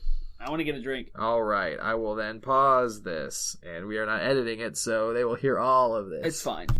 He lit up on pause. All right. Next is Bethesda. We have our drinks refreshed. We're ready to go. Yep. Use the bathroom. Here we go, guys. Let's do this. So, Bethesda kicked off with a Rage 2 announcement, which everyone knew because they already announced it before E3. Which, again, I have to say, just from the get-go, their CEO or whatever, whoever the guy who came out and talked first. Todd, Howard, I want to believe, but I'm not 100% sure. He is what? He's charming as hell. Todd Howard, yep. Yeah. He's just like, I loved when he was like, we have a big announcement, or we have a big thing that you guys know was announced by our partners at Walmart Canada. That line was just genius. Yeah. I was like, ooh, man crushing a little bit on this guy. Pete Hines was the first guy that came out. He's the older gentleman. Oh. Okay. Yeah. He was the one that was charming as hell. No. Todd Howard's the charming guy. I'm so confused. But the first person that came out was Pete Hines. Okay. He was cool and down to earth and funny, but Todd Howard is the charming one who talked through Fallout, right? Yeah, no, I was talking about Pete Hines then. Oh. Yeah, yeah. They're both. I mean, they're both very good showmen. Like, because Todd Howard did a great job with talking about Fallout and talking about Elder Scrolls stuff too. But Pete Hines is the one that I was impressed by. He was the one that made the Walmart joke. Yeah, you did. So that was like, I mean, both of them, like they are like I said, both of them are just very, very. Oh, Bethesda's awesome. Very like chill dudes. Yeah. Like I like them. They're one of the studios I could work for. Yeah, when it comes to the gaming industry. But anyway, yeah, they started off with Rage 2. They made fun of Walmart. The whole leak. In case you don't know, Walmart Canada leaked like this page of games. We talked about this in a previous episode. Go back and find it. We're not going to go on it right now. Okay, so then Rage 2 is happening. Then they showed this live band, Andrew WK. It was so awkward. So awkward. I skipped it. So I watched the Bethesda conference the following morning before work got really busy. So I just had it up, and that was about the point that I was just like, it was first thing in the morning, so my patience was really low. So I was like, I'm skipping this. So I skipped that. I skipped a lot of the Bethesda conference, but that was like, I was like, this is awkward. This is weird. I suffered through it. Skip it to the end, and I watched all of it, and it was awkward. And it was like, okay, when is this guy done? All right, he's putting on a rock show. So good on the band for not letting the lack of audience response affect them. Yeah. They put on a good show. It's just context. Yeah. This is not a rock concert. This is not time for this. Yeah. So it was already a low. Like the Bethesda kicked off with that on a low. So they showed off Rage 2. They showed a trailer and some gameplay demo, vehicle and on foot combat. It's very, very reminiscent of Doom 2016. Okay. And since it's published by the same people, it's developed by Avalanche Studios and ID Software, who made Doom. So yeah, when I first saw stuff about it probably is the same engine. I was thinking it was. I was sort of expecting a very Borderlands-ish kind of game because it's got a very similar kind of vibe. Yeah, it does. But yeah, the gameplay looked much more. I haven't played Doom, so don't have a standard comparison. You haven't played Doom? Man. I thought we'd been through this, but yes, I really want to play the new Doom. It's so short, just go Redbox it. Play it over a weekend. All right, it's so good. But so good. But now that you've said that, like I can see. Okay, yeah, I knew it was going to look like something, but it definitely didn't look like Borderlands to me. Mm-hmm. But now that you say Doom, I'm like, oh, okay, I can see that. Mm-hmm. So, and it's very different from the first game. The first game was like this grayscale, orangey, colored, like not colorful at all, just like dust and dirt everywhere, post-apocalyptic type, like dystopian society, and featured heavily on vehicle combat, which I wasn't very fond of. Yeah, this one looks like it's featuring vehicle combat. So this is like alive. The first one's kind of dead. This one's like colors everywhere, explosions and action and crazy powers and nuts weapons, and so it looks pretty cool. I'm gonna keep my thumb on that pulse. The thing that most intrigued me about it was they were like, if you see it, you can drive it. So the whole idea of like any vehicle you can hop into. Yeah. So that's cool. Mm-hmm. Yeah. So I mean, it looks like they are leading into vehicle combat, but that's fine because I like vehicle combat in some cases, and I don't. Could be good. Maybe not. Maybe won't. Next, they went into Elder Scrolls Legends. It's like the card game. It's being relaunched with updated visuals on PC and mobile today. Switch, PS4, Xbox One release date later this year. Trying to compete with Gwent / Hearthstone. Meh. Yeah, and then Valve is coming out with some card game later, which I forget too. So that's happening. Anyway, so then they went into Elder Scrolls Online, talking about the new Wolf Hunter Dungeon DLC based on werewolves. A whole new dungeon. Black Marsh is the new area. A new trailer shown that recaps the main stories from ESO. So kind of catching us up. ESO fans. Yep, awesome. Rock on. And then Doom Eternal was shown off. Woo! Doom 2, everyone was so hyped about this. Everyone wanted it. Like, yes, it's happening. My favorite thing about Doom Eternal is before either of us saw the conference, we were watching Westworld. So while the conference was showing, we were watching Westworld. Mm-hmm. And as soon as Westworld was over, I pulled up Twitter just to see anything crazy was going on. And I turned to Termite and I go, Doom Eternal. And he goes, Doom Maternal? Oh, yeah. I was like, what? So now I cannot see that game title without thinking about Doom Maternal. And I said, yeah, instead of Doom Guy, it's Doom Mom. And so I think you said Mommy Demons? Yeah. So now I need, if there's one thing I need from you, the internet, is I need someone to Photoshop Doom Maternal. Make it happen. Into the game. And you know what? I've been talking about how, like, we need a good game that features a badass mother character. Because we've been I want to do a topic you'll probably hear from soon about, like, they're doing a lot of, like, strong male characters as, like, father figures. I'm like, I want that same thing, but I want it with a mother figure. I want to be playing, like, a badass mom. And so Doom Maternal sounds like an awesome idea. Let's do it. So let's get Doom Mama out there. They announced that there are 2 times as many enemy types as the first Doom, and it's being debuted at QuakeCon this August. So I cannot wait. The first game, as I just yelled at Penguin for not having played it, is amazing. I highly recommend it. It's so short. Just blast through the campaign if you don't want to do anything extra, and it'll be a Redbox weekend. That's what I did. I platinumed the game on PS4.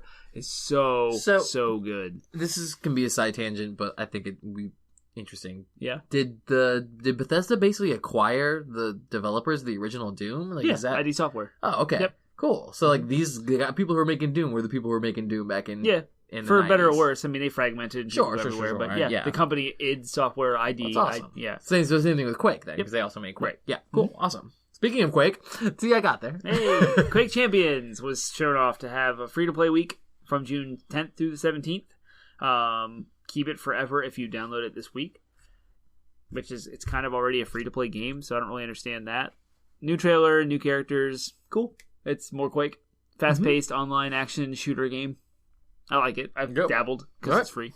And then Prey was showed off. They're going to introduce New Game Plus, Survival Mode, Story Mode, free update. They showed a trailer showing this Moon Crash standalone DLC, which is Shadow Drop, available now, tonight, which I love. I love Shadow Drops. New infinitely replayable mode with random generation. That's kind of interesting. Typhon Hunter multiplayer update is coming later this summer. It's like a hide-and-seek, kind of a 1v5 deal. Looks interesting. Typhon Hunter update will add virtual reality. Cool. So, I played the original Prey from like 2004, 2005-ish. I don't even know when that came out. And it clearly used... So you talk about like Bethesda acquiring the ID Software. Yeah. So ID Software made Doom 3, Quake 4, and Prey. All were like identical as far as graphics and mechanics. Like you could tell they used the same engine. Even prior to that, Quake 3 and various other games were all used the Quake engine.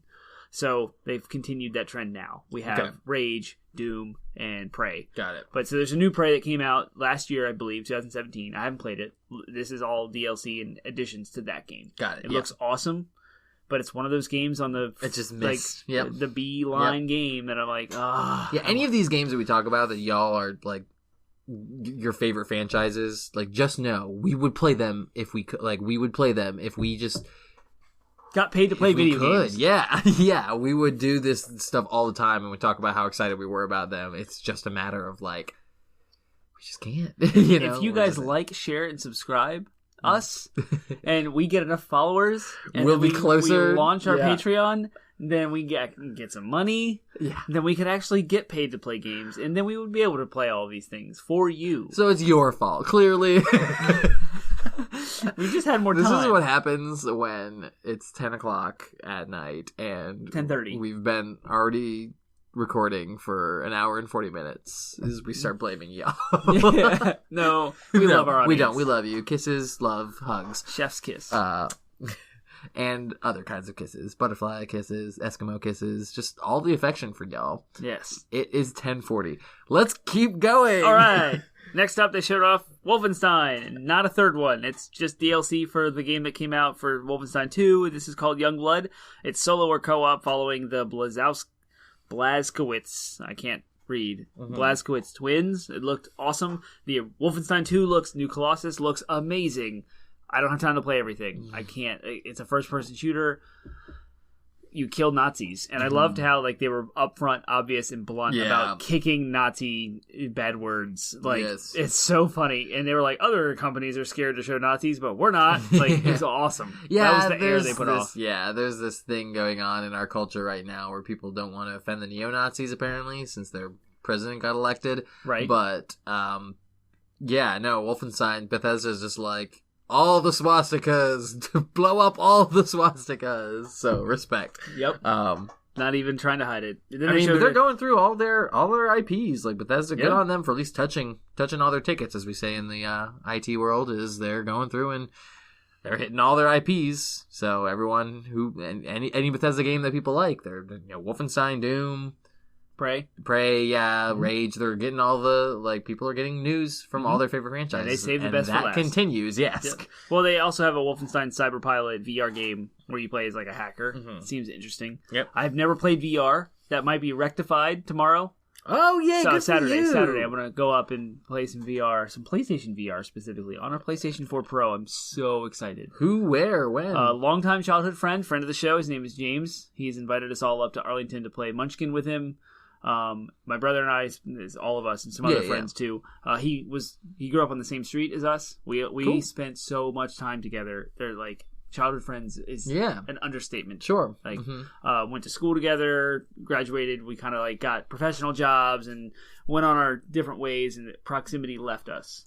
But still he's friends. Got We PlayStation still touch VR, base. so yeah, he has a you're PS4 Pro, a 4K TV, and a VR. I'm so excited for you to try VR out for the first time. I'm excited to just see all this stuff for the first time. I hope you have a good. Yeah, I was gonna say, I hope you have a good experience. But so thank you, James, for inviting us up. I can't wait to be there. Yay! Penguin approves. All right, moving on. Yep. The best thing about E3 happened. Maybe I'm being a little facetious. But... they showed a skit. Bethesda picked fun at themselves, which is always appreciated. And they showed this brilliant sketch featuring Keegan Michael Key from Key and Peele, and it was Skyrim Very Special Edition for Alexa. Yeah, Amazon Echo. It was pretty funny. So basically, Keegan Michael Key is sitting there talking with Alexa, giving Skyrim commands. Sephiroth! I'm sorry, I didn't understand that. Sephiroth! And like his wife, girlfriend, roommate, like a spouse, whatever, I don't know, like comes in and it's like, what? Like clearly out of context. Because you like this sounds so weird. Pushes everything. And she's the best part is he goes, I drink a health potion. I'm sorry, you're out of health potions. How many wheels of cheese do I have? 455. I eat all the cheese wheels. I eat all the cheese wheels. And his wife comes in and is like, honey, I thought you were trying to cut down on lactose intolerance. He's like, yeah, you're right. I'm sorry, honey. I eat all the cheese wheels. And then it showed him up on the fridge. Yeah. Skyrim was running on the fridge. Tamagotchi, Skyrim for Tamagotchi, and Skyrim for the fridge, your smart fridge. Yeah, it was the best part is that's real. Oh, is it? It real? is. You can download it for Alexa. That's amazing. Yes. That's so Skyrim funny. Very Special Edition. If I had an Amazon Alexa or Echo, I would totally play it. Yeah, that's great. So that was really cool because they were just on. That's when Todd Howard came out. That was the charming guy. Yeah, like he was really cool. He was digging it. Yeah.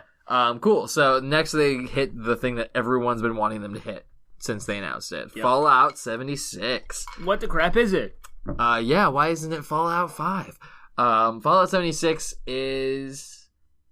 A prequel to the other Fallout games. as we hit them before. It's set in West Virginia. It's prequel. It's gonna be multiplayer. So this is the game that we were talking about, or we were hinting at earlier. Looks like it's gunning for the same space as your Anthem, your Destiny. Yeah. Going for that kind of multiplayer games as a service, but if you could take Destiny and Anthem and then make them Fallout. Yeah. Like it's weird. I don't even know how to describe it. Right. So I guess the other kind of game that I would compare it to is like Ark, like those survival games that are like this big open world. So and they even described it as it's not hardcore survival. They said it's softcore survival. So I don't necessarily know what that means. I imagine it means there's going to be systems in place that will prevent people from just being complete and utter garbage. Yeah, one of the biggest announcements of this whole entire game, what you can do is that you need to procure nuclear sites to launch nuclear missiles on other players or in the world. Like on certain coordinates. Like you need to launch a nuke over here to decimate this space to produce the materials that you'll then go in and loot. Yeah. And it's like to get certain types of gear and to get certain types of buildings, to get certain types of game progression stuff, you have to nuke others. Yeah. And so, like, that mechanic, I'm like, I'm going to set up a base that's going to take weeks to put together, and then someone's going to nuke it. Mm-hmm. What does that mean? Yeah. Like, that's a big question. We have no idea, but it does Before we ask questions, we should solidify what the game is. And there's some talking points here. So we know it's there's a lot. Yeah. Kind of I'm just going to go through this list. It's really fast. All right, go. In West Virginia setting, it's a prequel to all the other Fallout games. Vault 76 was built to celebrate America's tercentenary, so 300 years. Player was one of the first dwellers who was waiting for Reclamation Day for 25 years. They showed a gameplay demo, showed snippets of the beginning of the game where you're in the vault walking around. There's a new distant weather system, so we're showing like improvements to the engine from Fallout 4. It's not more of the same. The main quest, given by the Overseer, will go through 6 distinct regions. There are new creatures, a multiplayer entirely online. You can play solo with friends or randoms. Focus on survival, softcore survival, as we said. Your character is not tied to one server. You will be in a server with dozens of people, not hundreds or thousands, so lots of little instances, if you will. Player decides the heroes and villains, whatever that looks like. Series of Vault-Tec episodes shown. Can attack other players. Various in-game activities. Players can build wherever they want and move them wherever they want. Players will have to protect their built areas from enemies. Nuclear missile sites that players can fight for. Players can use nukes they get to destroy areas which will dynamically alter the destroyed area. There's 100% dedicated servers by Bethesda that will allow us all to play with tons of quality, I guess, or like availability. The servers will always be up, so that was praised. That's awesome. There's a beta coming. There's a Power Armor edition with a bunch of cool stuff. It comes out this November 14th, 2018. This year. Can't wait. So yeah, that was a rundown of all of the features of the game. Always online, yet you can still play single player. No one knows really know what that means. Yeah. So like you create a character and you log into a server with like a dozen other randos, and then you do your thing like Fallout 4. Maybe they'll have like a WoW system where you can flag for PvP. I hope. I'm... You can take your buildings with you everywhere. My brother T-Bone, he brought up a good point. Like you can bring your base anywhere, but what if you have your base say at like coordinates XY, and then you go into a different server and XY gets nuked, or someone else has XY built in that space? What does that look like? Because you're like on their space. Yeah, there's a lot of questions. I'm sure they'll hammer them out. They might have like a I don't know. Speculation can abound. We'll talk about it in another episode. Yeah. But I'm kind of more excited about this than Anthem. Overall impressions. It looks so good. And I haven't played a Fallout. I have a purchased Steam copy of New Vegas that I literally played 5 minutes of. Really? I have not played a Fallout game. Wow. My overall impressions of Bethesda, I really respect the heck out of what Bethesda does as a developer. I really think they make quality games. Their games have just never hooked me. I haven't really played a Bethesda game that has really sunk its claws into me. So I'm intrigued by Fallout 4, but it's not a game that I've actually invested in. But this is the first Fallout game that I've seen gameplay of and been like, this looks like a game I must play.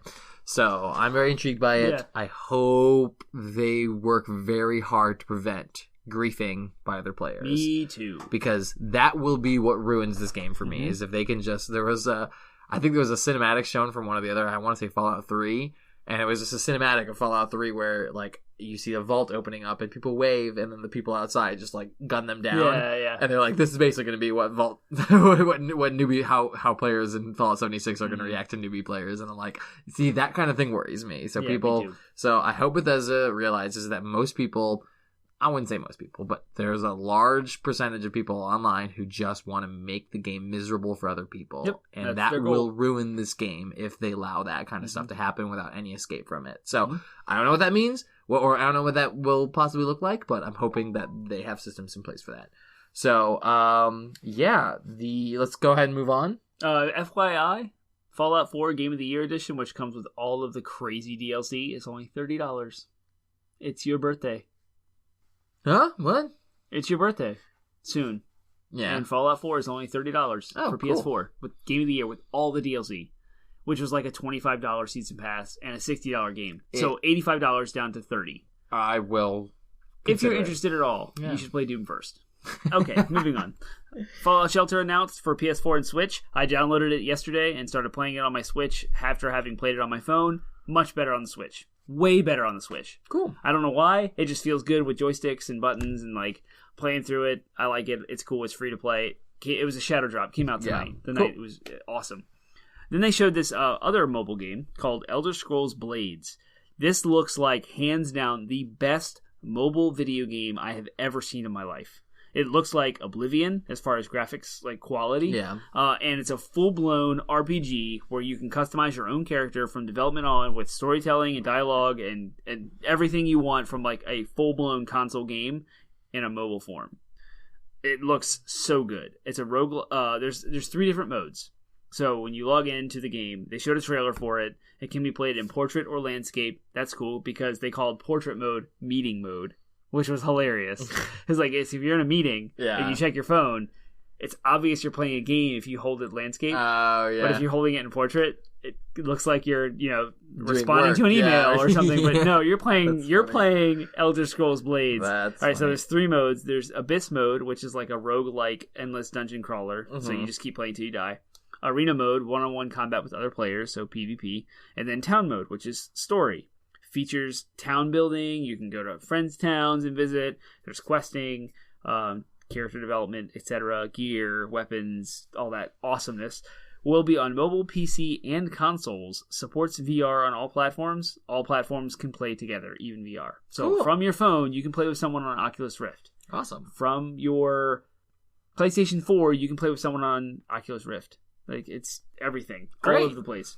I'm sure there'll be some sort of Sony shenanigans with the crossplay. I'm sure, but we'll see. That's Sony. Yeah. Coming this fall for free. You can pre-order it tonight.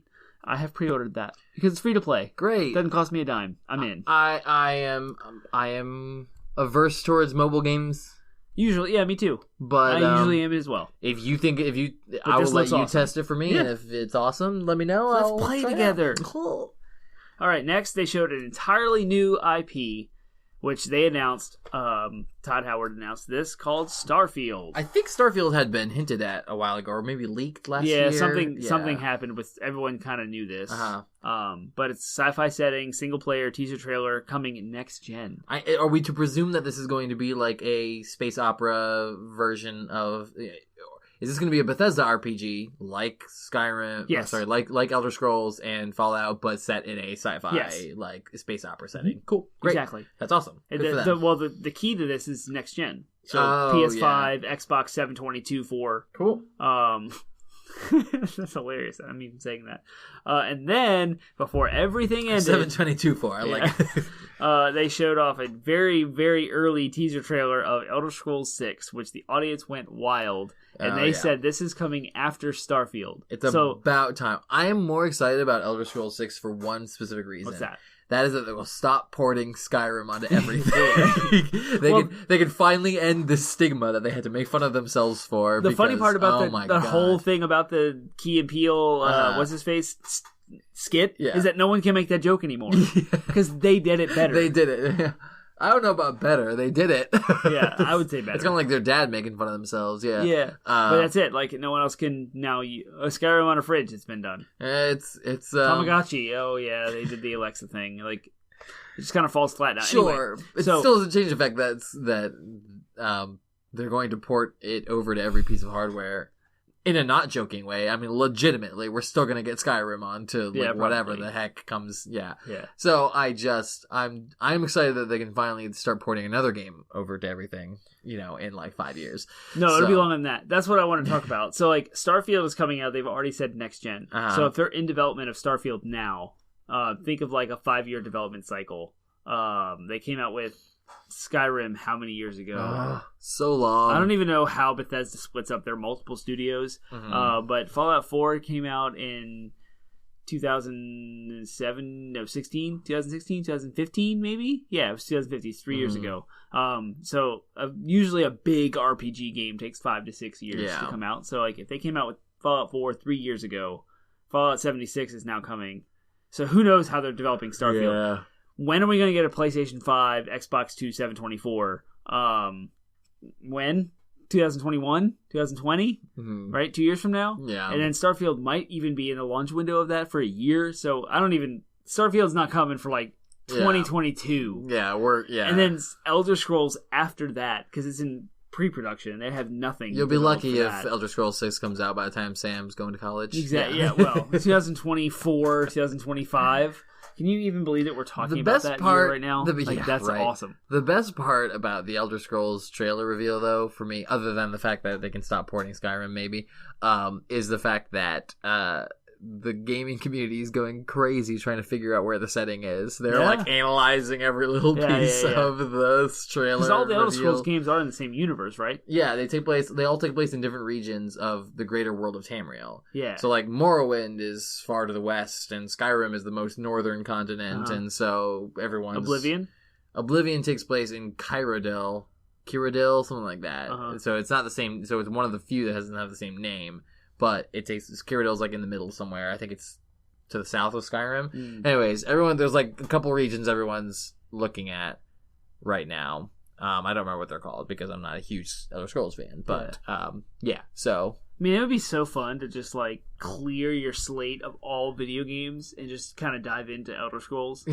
1 through 5 and just play them all and learn those worlds and get that Bethesda Skyrim is exhausting to me every time I try to pick it up. I'm just there's too much. So we'll see.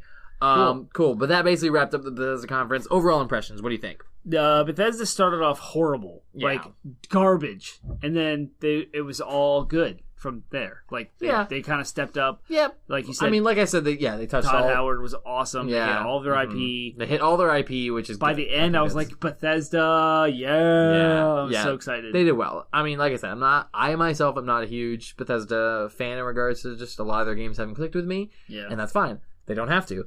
I still have a lot of respect for them as developers. Oh my gosh, they are showmen. They know how to put on a good show. Than the little flop with Andrew WK, at least it was all uphill from there. Right. And I think there's not much more I have to say about that. So sweet. We can move on to the next conference.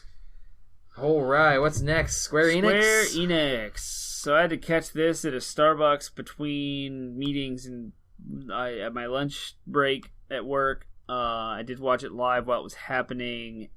I was excited about this for a lot of reasons, which we went over in our bonus episode earlier that already launched. So check that out if you want to know why I care.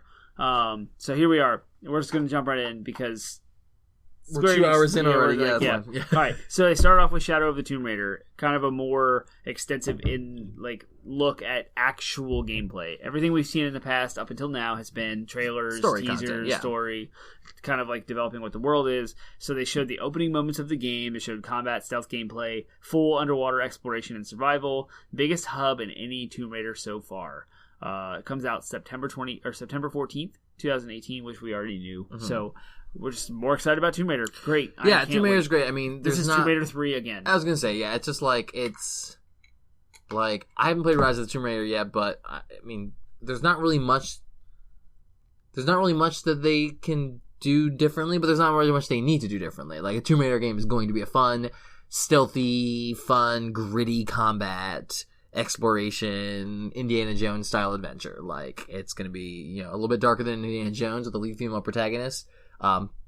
It's going to be a fun ride, no matter what way you shake it out. Mm-hmm. So I am really excited about picking up Rise of the Tomb Raider at some point.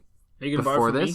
I don't know. I might buy it. I'm getting impatient. I do need to finish Uncharted before I can borrow it from you, but I'm also getting impatient. Either Uncharted Lost Legacy or Tomb Raider Rise of the Tomb Raider is my next game after God of War. Okay. If you finish it in time for me to pick it up, I might do so. But nevertheless, I want to pick up Rise. Maybe if you borrow Tomb Raider, I can play Lost Legacy. Yeah. Because I've never played Lost Legacy. It's sitting on my shelf. And if you don't take Tomb Raider, then I'll play Tomb Raider. Okay. And you can borrow Lost Legacy. Oh, okay. Yeah, I see. Which I haven't played yet. Fair enough. So if you borrowed it and played it before me, don't tell me anything about it. Right. I still need to get through the rest of Uncharted 2, 3, 4 before I pick up Lost Legacy. Oh, yeah, you want to borrow 4. All right, sweet. Anyway, Tomb Raider's just like Uncharted. That's why we talked about it. Yeah. Tomb Raider, so anyways. The gameplay looked great. I love the fact that they beat The Last of Us to the whole little girl stealthing her way through a jungle-ish atmosphere. Don't get me wrong, there's plenty to be happy about in the Last of Us 2 trailer, but I made a joke about that in the Sony press conference. I was like, sorry, Last of Us, Tomb Raider already beat you to this gameplay. They were very similar, at least at the onset. Mm-hmm. Cool, so that's it. That's all to say about that. Next was Final Fantasy XIV DLC. Yay, good on you, Final Fantasy fans. You got some more DLC for Final Fantasy 14. Sorry, specifically, you MMO Final Fantasy 14 fans. We are happy for you. Moving on. It was a really good... I played to max level in Vanilla 14. It was awesome. Not super Vanilla 14. This is stupid. I hate you, Square Enix. They took Final Fantasy 14 and they had to remake the whole game, and they called it Realm Reborn, and that's when I jumped in, and that's when I got to max level. Yeah. So I can't say Vanilla 14 because Vanilla 14 was garbage. I played that too. Realm Reborn. I got to max level. I didn't do anything after that. New DLC for Stormblood. Like the third or fourth expansion. Yep. It's fine. Cool. It's cool. I love it. It's good. I don't have time to play. We're happy for y'all. Yep. Next was Adventures of Captain Spirit that they announced during the Xbox, so they went a little bit into more depth. Not really much to talk about in here other than they revealed that it was in the Life is Strange 2 world. Yep. So, cool. 100% free for all platforms, coming June 26th. Yeah, just nothing remarkable. Moving on. If it's an easy platinum, I'm on it. Dragon Quest 11. Echoes of an Elusive Age. Isn't that coming out for the Switch? I think it's coming out for everything, but I'm not 100% sure. So I thought there was something. Talk about it, and I'm gonna. I thought there was a Dragon Quest that was gonna be exclusive for the Switch, but maybe I'm wrong. Doesn't matter. Yeah, they just showed the trailer. Dragon Quest character montage. It's coming out in September. There's not the really Switch much. version is delayed. It could come out next year or beyond. Of course. Okay, whatever. Cool. Not much to talk about here. But Moving Dragon on. Quest is a big deal. It's the rival It to Final is. Fantasy. It's like the fact that 11's coming out. It's a whole new entry in the series. It's like I'm happy for Dragon Quest fans. Yeah. I'm not going to probably touch it. So, moving September 4th, 2018. This was exciting, or potentially exciting. The reason why I was excited about this new game is because it's developed by Platinum Games. Yeah, exactly. So. Babylon's Fall is what it's called. Mm-hmm. Don't know a whole lot about it. It showed this really awesome, like, blue knight being sliced by this red knight and some swords. Like, it sounds horrible if you haven't actually seen the trailer, so please go watch the trailer, and what I'm saying makes more sense, because I can't really put to words. They showed, like, it looked like there was, like, a bunch of, I couldn't really watch it, because I was trying to speed my way through the but there looked like there was, like, little snippets of, like, story, like, in this year, something happened, and this year, something happened, and I didn't really read them all, so I might want to, like, thoroughly watch through that trailer again at some point, but it's one of those, like, toss-ups. We saw no gameplay, so we know nothing about it. So it could be really amazing. It could be a big flop. But it's being made by Platinum, and we have a lot of respect for Platinum. So, yeah, they walked us through, like, CE, which is the new... Common Era. There's a countdown or up? Common Era is the new AD, so it counts up. Gotcha. Yeah. Well, this is like 5,000 Common Era. I'm so this would be taking place in the future. Way in the future, but it looks like Medieval Knights. And it shows like this super crazy decked out dude in blue armor and there's 5500 Rebirth. I mean, I'm just kind of skimming the trailer now because I haven't seen it since it came out, and this is a couple days after that now. But I was super into it. Like you said, no gameplay, so we can't like pre-order it. I wouldn't. So far in this episode, we're 2 hours and 5 minutes in. There's not a single game I've pre-ordered that we've talked about. Okay. So we've gone through almost 2.5 conferences, and I'm not... Is there any game that you would pre-order? Oh, we're getting there. Okay, all right. Sweet. So Babylon's Fall. Babylon's Fall after that was, we've already talked about Nier Automata Becomes Gods. They showed it again with all the DLC. Showed it again. Cool. Yep. Awesome. Cool. Next is the one that we are excited about. It is Octopath Traveler. Switch exclusive. Exclusive of the Switch. Octopath Traveler. I can't wait. July 13th Looks on awesome. Switch only. Yeah, they really... June 14th, which is today as we're recording it, actually, I think. Yeah, I already got it. Oh, you got the demo? Yeah, I did. So there's a demo that's available that you'll be able to carry over your save data. Yeah, I haven't played it yet, but I downloaded it. I want to do that I can't as well. wait. I'm going to, because it looks interesting. I mean, it looks, to me, honestly, like, the vibe I got from it was like Golden Sun. Yes. Like an updated Golden Sun, which looks great. Yeah. So I'm really I was thinking of like an updated Final Fantasy 6. Oh, cool. Like, how cool would it be if it was Final Fantasy 16? What? But anyway, surprise! It looks really good. Uh-huh. Then they came out with Just Cause 4, which was already shown, Mm-hmm. but a little bit more details. So now we know that, like, where it's set. It's the largest Just Cause world yet. Extreme weather, hurricanes and storms. Vehicle system overhauled. Grapple system overhauled. Story made to match the open gameplay better. Better enemies with unique, better types and better AI. Better. Like, better. Just Bigger, like, bigger, better. Yep. December 4th was the release date. And then they showed another unannounced title called The Quiet Man. And I actually missed this one, so this you know was more. so bad. So bad. They mixed live action with maybe some CGI, but all of the acting was garbage. The voice acting was horrible. Everyone was completely disconnected. it was not okay. Like, it was not cool. It was just strange. No one knows what this game is. Yeah, I heard about it later and was like, oh, I completely missed that. I don't know how I missed that. Again, I was watching it kind of while I was working, so I might have just been distracted by something. Or I might have skipped it accidentally. I don't know, but the premise was kind of sad I missed it. It was like a deaf dude walking up on some gangsters that like turned around and like approached him violently, and they had an altercation, and that's it. No story or gameplay shown. Yeah. And it's PS4 and PC only. We didn't talk about this during his intro. The Square Enix conference entirely was digital. Like, it was just a direct stream. Yes. So there was no like live Nintendo conference. Direct, There was no person. There was no stage. It was just an internet streamed video. Yep. Okay. And then they showed Kingdom Hearts 3 as their last thing. Yeah, but they didn't show anything new. They basically almost the same as the Microsoft conference. Right. They fleshed out one scene a little bit more, and that was the scene at the end with Kyrie and Axel. Cool. And, like, showed Kyrie's new outfit. Yep. And if I'm you're happy into for people Kingdom who Hearts know at all, Kingdom it's the one time I like freaked out even a little in this entire conference. Cool. So nothing new. January 29th. Okay. So why? Why did Square Enix even exist? Why did this video even happen? I mean, the only things wasn't that even necessary at all. The things they show, they didn't really. Other than the Quiet Man, I don't think they showed anything that hadn't already been shown. Babylon's Fall, Dragon Quest, and Final Fantasy 14, and Octopath Traveler were the only things that were. So there's like four of the like 8 games, so like half the games they showed were things that we hadn't known, and even still, that was only DLC, a new game. Oh, I'm going to reduce it to even 2: Babylon's Fall and Quiet Man. That's the only 2 things in this entire conference that weren't talked about or revealed or discussed previously, in something else outside of this this video. And the fact that it was a video, it was a direct stream, which is. It's not bad. I don't mind that. I like direct streams because we're in 2018 now. And there's no need to have a live stage and like talk it all up and have a live audience. And like you can just do everything direct and then have your gameplay stations up and kind of change all the way through and get with the times. I think anyway, that's a whole different side topic. So yeah, 2 titles here that were unveiled. What the rest was kind of padding. I was not excited about anything with this conference. It was a major letdown. Skipped around a lot of it. So Square Enix not so good. Did not bring it. So moving on next to Ubisoft. Started off with so this was a live stage, full like classic E3 full blown deal. Introduced the whole thing with Just Dance 2019 with a pre-recorded choreographed dance video that transitioned into a live on stage bit. It's coming this October. So, okay, cool. More Just Dance 2019. Penguin dropped the ball on this conference. I was trying to catch up on as much of it as I could before we started recording this.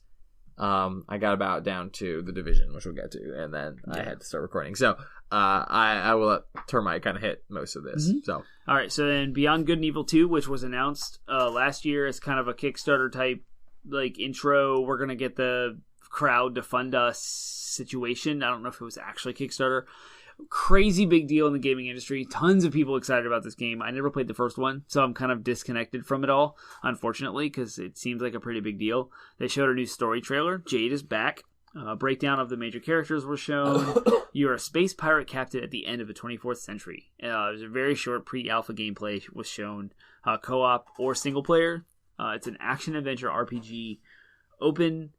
Opening to fan contributions today for art, music, ideas that will get put into the game. So Joseph Gordon-Levitt came out. This was a little weird. It's kind of awkward, a little strange. You can tell these like celebrities don't really know how to engage the gaming community at all. It's really funny. Not at all. But he was helping to make this work with his brand. Hit Record. It's like a collaborate. It's like the idea is like collaborative art. They make like movies and stuff that are entirely collaborative works. It's weird. Macy and I watched they had like a Netflix thing at some point, and it was weird. It was strange. So cool. I like the idea of community creation being involved. That's apparently contributors will get paid. Yeah, that's a really really interesting thing. Like I think that's something that could be like. If it works, it could be really good for the gaming industry. It'd be groundbreaking as far as the groundbreaking. Let's bake the earth. Like if this happens and it works and it's successful, it could be completely earth-shattering Right. for manufacturing, development of video games in general, like crowdfunding art assets. Yeah. And like huge. textures and anyway, so they But showed that's off it. that. Yeah, That was I mean, kinda I'm cool. with you in regards to the idea of like it's a franchise. I wish I knew more. I wish I knew more. Mm-hmm. Rainbow Six Siege was then talked about. There already exists 35 million players. Yay! So I say that kind of facetiously. Rainbow Six Siege is one of those games that came out limping out the gate. It was kind of like whatever, but then like gained traction and like a momentum as it later continued to go, and now it became 35 million players is huge. So good for them. Good for them. Yeah. I played the game. If you like Rainbow Six Siege and love it, yeah. Great, awesome. We respect you. Yep. Talked about a new Parabellum update. There's esports in discussions. There's a giant upcoming documentary coming about 8 Siege esports players. It's coming out this August, so maybe I'll hit that up and learn a little bit more about Siege through the documentary. That'd be kind of fun. And then there was this really awkward bit about like this Evil Knievel. He was a developer for, so they introduced Trials Rising, and Trials is like the motorbiking game that was like a Flash game back in the 90s that they later came out with full-blown games. So super awkward, like Evil Knievel dude comes out and crashes into a piece of the stage and shatters pieces everywhere and falls over and like gets up. He's definitely overweight. It's supposed to be comical, but I think that joke fell flat. Just more Trials, showing stuff. You can register now for a closed beta. It's coming out in February, and they showed a new trailer, and people went nuts. Apparently Trials is cool. I don't really know a whole lot about it, other than it's a motorcycle kind of like tricky physics game. And then after that, they showed off a really, really good presentation of The Division 2. This was when Ubisoft's conference kind of picked up. Starting with Just Dance, moving into Beyond Good and Evil 2, which we don't really know much about. Gordon, I don't even know how to say his name. Joseph Gordon-Levitt, Awkwardness, Rainbow Six Siege, who cares, Trials, Rising. Like, The Division 2 was finally, okay, now I care, as far as like Termite's perspective. 7 months after the virus outbreak, the virus is burning out, but civil war is beginning to break out in DC. A new story trailer. Players' actions have a clear impact on the game. You can pick whatever 3 that means. after you beat the game. You can then pick from like 3 different specializations, which give you a special weapon for each thing, which is kind of cool because you get like you start off with that specialization with a good gear, like to help you kind of funnel your role into that perspective. Plans for years of frequent updates, and they're all free, which is a stab against EA with the whole microtransactions. Whenever you have these updates on these games as a service type stuff, if you don't have everyone on the same playing field, you split the audience. You split them. Like, oh, you're the season pass holders. You guys have this content. You don't, so you can't play with them. Well, they're trying to circumvent that and say, all the updates are coming. We promise you years of frequent updates for free. Cool. And that's crazy. Year 1 content outline. There's 3 new episodes they've already mapped out. Everyone went nuts. There's a 30-minute gameplay demo after the conference, which I did watch, and it looks awesome. You can sign up for the beta. You can sign up for that beta. You can sign up for the beta. There's another trailer, and it comes out March 15th of next year, 2019. Sweet. So I'm excited about the Division 2. fans. Yeah, so it's just more detail than what we've already seen, but it wasn't a big surprise. And then what I thought was going to be awkward, a live band is shown. I'm like, oh my gosh, seriously? You just nailed the Division 2 release. Like, why would you do this? It is Grant Kirthrope, I think is how you pronounce his name. I'm not sure. I'm sorry if I butchered it. He produced all of the music for like Donkey Kong Country and Perfect Dark and a lot of the Rare games for N64 that we know and love. Banjo-Kazooie, he made all the music for that. He comes out in this with the band called Critical Hits, and he played on stage, and they went through the announcement of the Donkey Kong Adventure DLC for Mario Rabbids Kingdom Battle for the Switch. And like I said, at first I was like, here we go, this is gonna be weird. No, they crushed. Did they do it? Was awesome. Nice. Good. And it was do you remember the Donkey Kong 64 Donkey Kong rap? Yeah. They had that, like Donkey Kong, like mixed with like classic Donkey Kong music, and they just nailed it. And good. Like some of the Smash Bros. Donkey Kong, that presentation was awesome, and it made me want to buy Mario Kingdom Battle just for the Donkey Kong. I did not, but it made me want it. Like I've more than I've ever heard. Amazing. I've heard it's actually really good. Me too. So, cool. Let's move on. Yep, they transitioned into a new game from them called Skull and Bones. Right, which we saw last year's E3 as well, from Microsoft press conference. And it's basically the pirate ship battles from Assassin's Creed 4. Yeah, Black Flag. Yep. And but like a whole game based around that. So that's cool. Yes. And they fleshed out a lot more details this time. It actually looks like a lot of fun. It looks like Did you watch that part? The original, I did not, but I saw a friend of mine, coworker of mine, watching a little bit of it. Yeah. So I saw because kind of over the shoulder watching him watch it. And I mean, I remember thinking that it looked cool back last year's E3. Yeah. So. They showed a lot more stuff. It looks really, really cool. Pirate hideouts, boat customization, more combat. You can invite other in-game ships to join you in combat. Comes out next year. You can sign up for the beta now. So yeah, like you said, like giant pirate ship warfare, where this trailer showed like your character in port. And you're like hiring your crew and you're customizing and decking out your ship with various weapons, and they kind of laid out details of what each weapon does, and even like the steering wheel of the ship affects things and the types of sails and stuff. So it seems really, really cool. It actually made me interested because I was not interested, unlike Penguin from last year. And so then Elijah Wood shows up and he announces, "Wow, transference." I didn't watch this part, so I don't know. Apparently it's like a scary thriller VR experience game that has like real life action mixed with CGI, explores going into other people's consciousness. It's a first person thriller puzzle game about switching between the various consciousnesses of main family to piece everything together. Comes out this fall. Could be good, could be bad. Moving on. But it was just kind of weird. It had Elijah Wood. Right, Elijah Wood, yeah. They've now featured Joseph Gordon-Levitt and Elijah Wood in the same conference. Yeah. And gamers aren't necessarily impressed by celebrities. We have our own celebrities, like Hideo Kojima. This whole conference from Ubisoft was just like, amazing bad. Amazing bad. Amazing bad. I'm like, okay, so next was another amazing point. Starlink was introduced. Do you know what Starlink is? This is a game shooting pilot ships. It's 11 o'clock at night. This has been going on for a while. Yeah, we've been rolling. We are 2 hours and 20 minutes into this and podcast. Still going, but my fragile sanity is starting to wear thin. It's okay. I got you. We'll ground. I'll be your anchor. I'll be your anchor. I'll treat you I'll butter. treat you butter.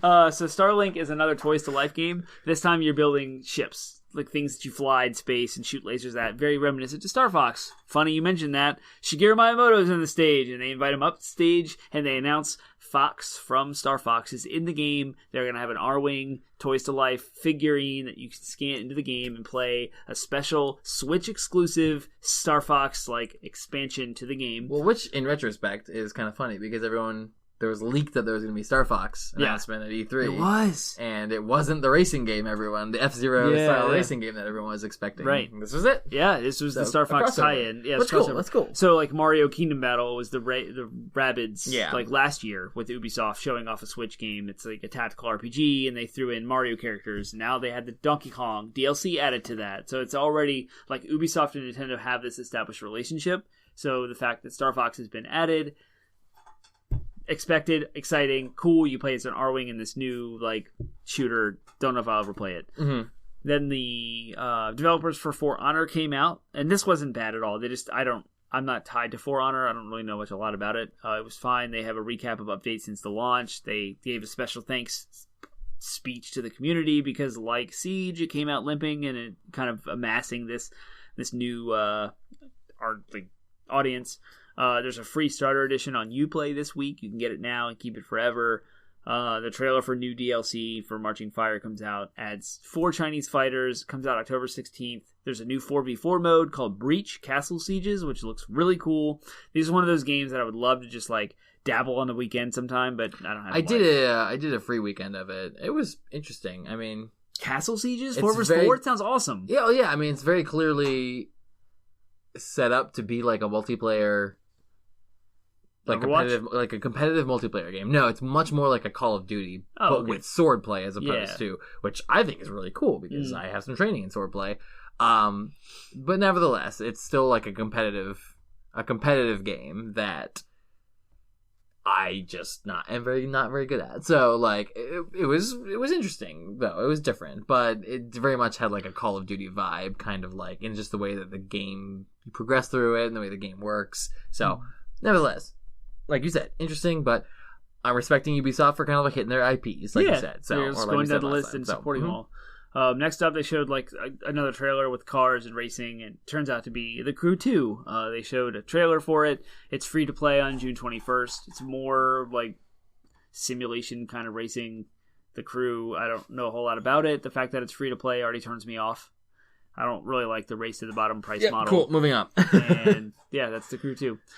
Next, they showed off, finally, actual content for Assassin's Creed Odyssey. I'm very excited about this. I haven't actually played any Assassin's Creed game in the past. Neither have I. I'm dying to play Origins. I saw Origins and I was like, oh, I really want to play Origins, and then I never did. And so you'll hear in an episode coming up where I say that my most hated franchise is Assassin's Creed, and that's not actually true. I don't really hate the games. I just hate what they've become. Like, I hate the sort of like franchising. Yeah, the sort of like, here, another Assassin's Creed game. Yeah. It's like, it's just getting tedious to me. So I didn't see any of this stuff, but really, I'm sure you should go look at it. Cool. It looks so good. It looks so good. It's set in Greece, so you have like all of the Athens, Sparta kind of mentality with the gear that they wear and like warfare, explore on land and sea. It's during the Peloponnesian War, Athens versus Sparta. You play as an outcast who becomes a hero. The game is shaped by players' actions and choices.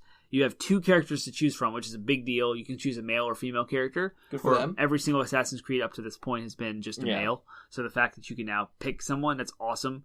They showed some cutscenes, and there was like this awkward gameplay snippet where the player followed a talking NPC for way too long, and I was like, okay.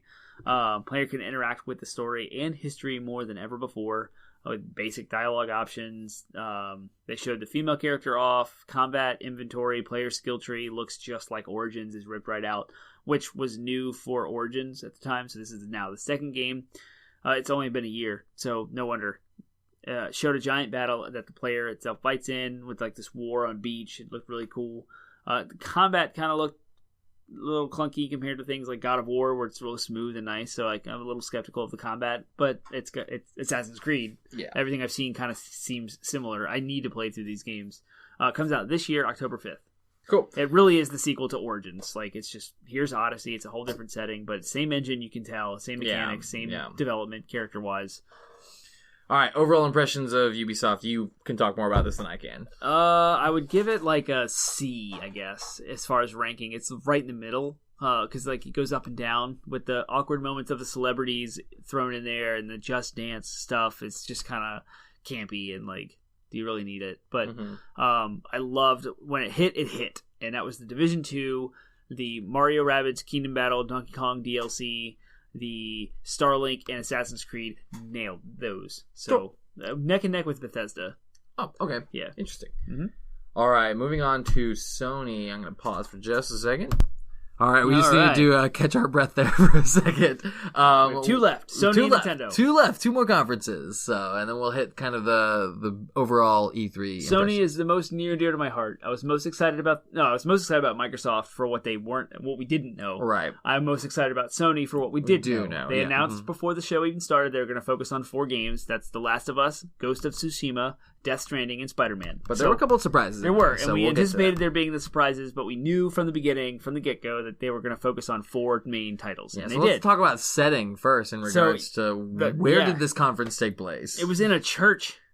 Well, it was in the convention center, but decorated in a small, tight room with like chain lights, and a candelabra, and church pews. They were all sitting in church pews, and there was not enough room for everyone to sit. Right, so there was standing room only. So by the time. if you were there live as a very important guest, you were to stand. Yep. In this awkward church setting with weird chanting music and like. So nobody knew what that was for. Yeah. Everyone thought that it was going to be for. A lot of people were getting Death Stranding vibes, but when they actually revealed what the whole thing was about, they came out and had a guy playing on a banjo. Yeah. And it was the theme from The Last of Us. Yep. And then it showed The Last of Us gameplay, and you saw Ellie standing in the middle of the room that everyone else was standing in. Right. So they had literally that was the whole reason for the church pews and the string lights was, oh, this is like a scene from The Last of Us. Mm-hmm. It was just kind of, they showed some story, they confirmed Ellie's presumed homosexual tendencies. Well, that was fleshed out in the DLC. It was fleshed out in the DLC, Completely. but like it was like oh yeah, Front and she's center. now The smooch. it was featured heavily. Yeah. In the trailer. So didn't know this until afterward. Apparently, the person that comes up to her talks about the relationship with Joel.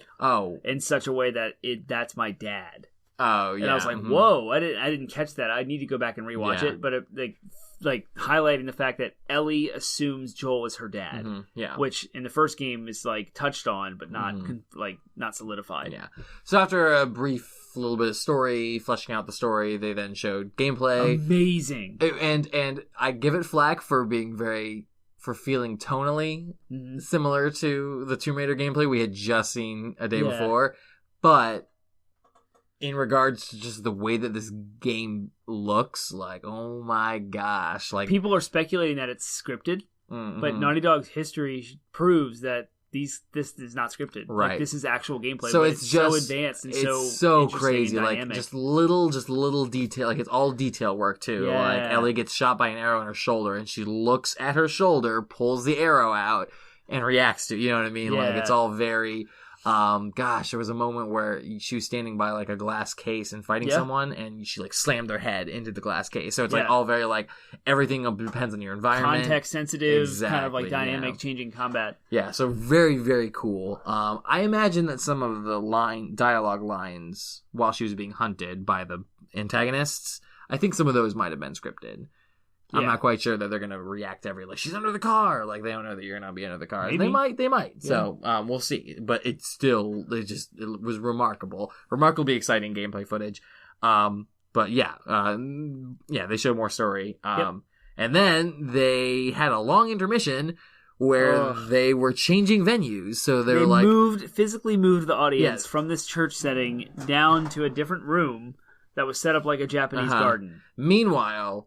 their stream kept cutting out. It did. And their official Twitch stream cut out. Yep. So people streaming it from the PlayStation like us, the stream cut out. We switched over to YouTube. The stream cut out like twice there too. So like they were having technical difficulties galore. Yep. That's besides the point. While the intermission was happening. But it was so like Sony started with this awesome intro to Last of Us. They moved through this awesome gameplay demo. No awkward talking, nothing strange happening, but tonally set a thing. And then just ripped us, the viewers, out completely into these like three people at a desk talking about other things not related. Completely just wrecked the whole pacing of the presentation, and like compared to like Microsoft just boom, boom, boom, hitting us game after game after game after game, reveal after reveal. It was like, and now here's three people talking about Black Ops 4 and talking about adding a new game plus mode to God of War, which is great. It's awesome. Good announcements. Which is cool, but like you're right. It's just like it's not what we were there to see. And then you could obviously tell they were just filling the air while the audience while they were moving a venue. And it does such a disservice to the people who went there, who actually showed up, who had the time like to stand there and watch the stuff. Now they have to be inconvenienced and moved. It's like, I don't know. It was not a good situation. Right. Sony's on top right now. They're in the lead. They have the best games, the best exclusives. What are they doing? Yeah, they're just trying to put on a good show, and they're not doing well. I mean, they're taking bold risks and trying new things, but it didn't work this time. Yep. So, anyways, but that doesn't necessarily count them out. So, next thing we saw was, like you said, sort of Japanese garden-y feel. They finally, once they got to this next venue, they stayed there for the rest of the conference. So we didn't have any other awkward transitions. Mm-hmm. So, they had a more flexible space so they could adapt to their other franchises. Yep. But they finally showed gameplay footage of Ghost of Tsushima. Yes. So they opened with the guy on the flute. That was kind of weird. But it didn't last too long. It's fine. It was the same kind of vibe with that. Again, we have these musical numbers this year. They're like, musical number, introducing game. But Sony did it in a nice, subtle way. It wasn't like Andrew WK coming out and being awkward. So instead it was, they had a dude playing a banjo for Last of Us. They had a dude playing a little wood flute for Ghost of Tsushima. This game looks awesome. It does. Beautiful. It may overtake God of War for the prettiest game. Just there was like people later on Reddit were breaking down like you can see individual leaves that get moved as your character moves while some of the fight. The individual wheat. I joked. I was like, I bet you like they had to hire, how many interns do you think they had to hire to render all the those individual pieces of wheat? just gorgeous looking game. The combat and the gameplay footage, so we missed the stream crash during a small confrontation between like the samurai and these other dudes, which featured some of the combat, which looked cool because it was like those old Japanese samurai movies where it's very like almost like a western in the way that it's like build, quick action, kill. Yeah, and then just boom, and that's it. So there was that scene, and then when the stream cut back in for us, we were like, I saw suddenly more stealth gameplay, and I was like, like over the shoulder stealth gameplay. Like even though the tone of the game is very different from The Last of Us, I was still like, this is samey. Like I've already seen this 3 times. This entire E3. But the combat, when they actually got back into more combat, looked really cool. It has these very like quick cut, slow down, quick cut, slow down. Like the pacing of the combat looks like it could be a brand new feel that we haven't felt before. So it looks really exciting. And then the kind of like crown jewel of the presentation for Ghost of Tsushima was they showed this, like they panned the camera out. And it was like it almost changed like a side scroller fighting game. Yeah. But not in like a campy like do way or anything like that. Like still in that it was done to be more of like again, like I said, there's a western, kind of like those old school samurai movies where it's like they share a lot in common with westerns. Yeah. So it stays like on this sort of horizontal plane while you sword fight and under this tree with leaves and everything. Beautiful from a cinematographical standpoint. Like it looks like the game could be kind of pushing the boundaries of what's possible cinematographically within games, which is great. The leaves caught on fire, so like someone was shooting fire arrows or something in there, and then it panned out even farther, and the 2 people that were fighting were suddenly allied against a common enemy, which apparently is the Mongols. Yep, the Mongols. So the Mongols are coming in against Japan. Which never happened in real life, but that's fine. Yep. It's a fictional game. So. The game is made by Sucker Punch, who made Infamous 1 and 2 and Second Son, so it's their newest definitely game. Everyone's really excited. It's a new IP, which is great for Sony, and looks like it's going to be... Developer. Yeah, it looks like it's going to be a shoo-in, so... the next thing we saw was a surprise, or not surprise, but it was a surprise completely. Well, it was a surprise. Yeah, it was a new reveal of another new IP called Control, developed by Remedy. Remedy made Quantum Break and Alan Wake. Yep, the Alan Wake Those franchise. games were exclusive to Xbox. Yeah, so it's interesting that this studio switched to Sony. Yep. Yeah. The trailer looked awesome. We saw gameplay, we saw story. The like at first you're just like it's a lady standing there with a gun, like a pistol, but the pistol if you're careful, you notice the pistol like twitches. Oh yeah, like it's breaking apart and forming back together and breaking apart and forming back together. And she looks like she's some kind of telekinetic. So she there's telekinesis gameplay. She pulls like filing cabinets and like throws them at people. The game looks very kind of trippy. She's like flying at one point through this like weird twisty staircase world. So yeah, it actually kind of reminded me like Doctor Strange mixed with like. Fun fact: developer Remedy made Max Payne. Oh, okay. Do you remember cool. Max Payne? Yeah. Like the baby crying and the blood trails in the dark, like the weird, trippy, mental, like graphic novel noir kind of style game. So that's where they started. Yeah. And now you have like their pedigree matches what this game is too. And Alan Wake apparently had a lot of like telekinesis too. Like trippy, slow motion. Really looks like this could be kind of like a magnum opus of Remedies if they nail it right. It looks sweet. I'm sold. I want to. I'm not sure if I'm gonna pre-order it, but I want to buy it. So I want to buy it. I'm gonna get that. Then they finally showed the Resident Evil 2 remake. This is the big one. Oh, it was finally there. But they did the trailer at first. They showed from the perspective of this like rat, a mouse, and like walking through. Everyone's like, "What is this? What is this game?" And then I thought it was great. Very quickly, they showed Leon's face at one point. And you're like, "Oh, amazing!" Fighting a zombie. Zombies eating some dude so out. kind of like style of Resident Evil 4, over the shoulder. Basically every Resident Evil game since 4.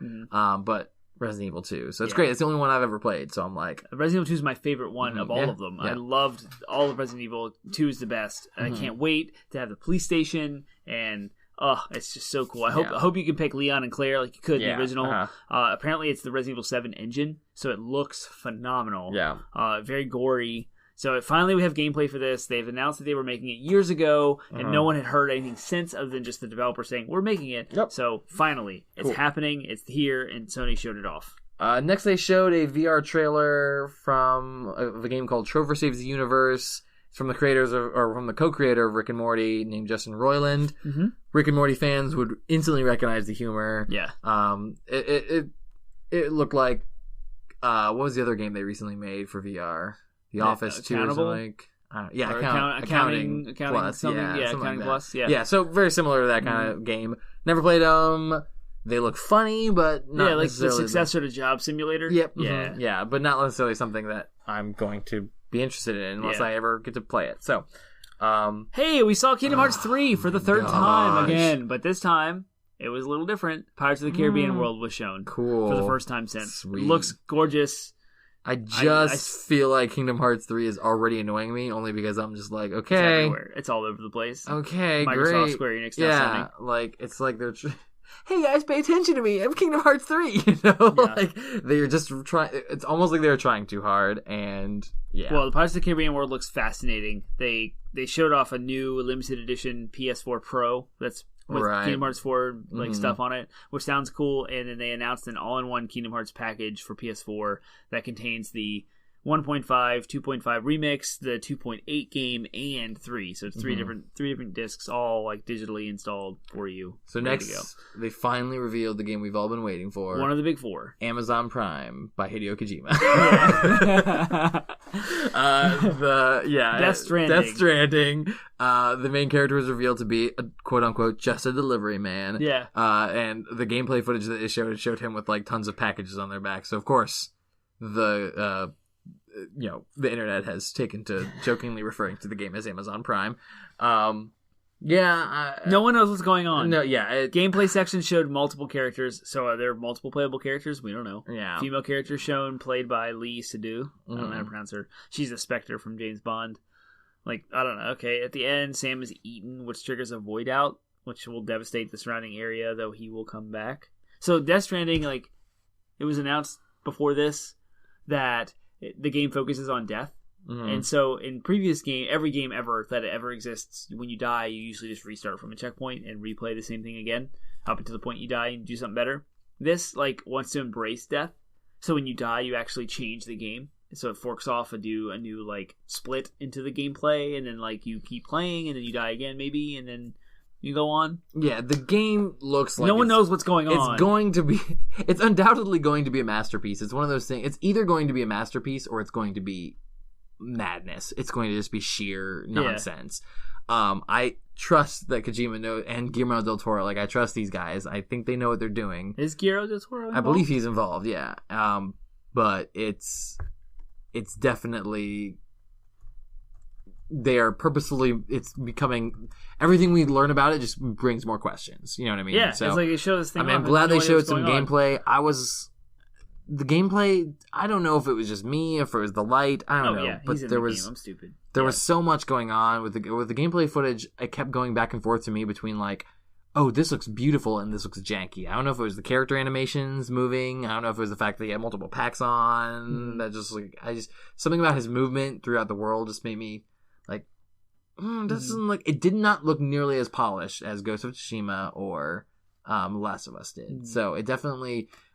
From a technical standpoint, it definitely stood out to me as the least of the four that they showed. And the funny part was Guerrilla Games gave them the engine from Horizon Zero Dawn. Yeah. And so they're tweaking and specializing it, making plugins, etc., expanding that engine to make it do its things. So there's elements in the trailer we saw at this E3 that are gorgeous. Yeah. Kind of in line with what you saw with Horizon Zero Dawn. But then you saw what you were talking about with the jankiness and is that just them badly adopting it? Yeah. Or is it just too early? I think it's too early. I agree. It's just not polished. They're just working. It's probably pre-alpha. Yeah, exactly. So, what is it?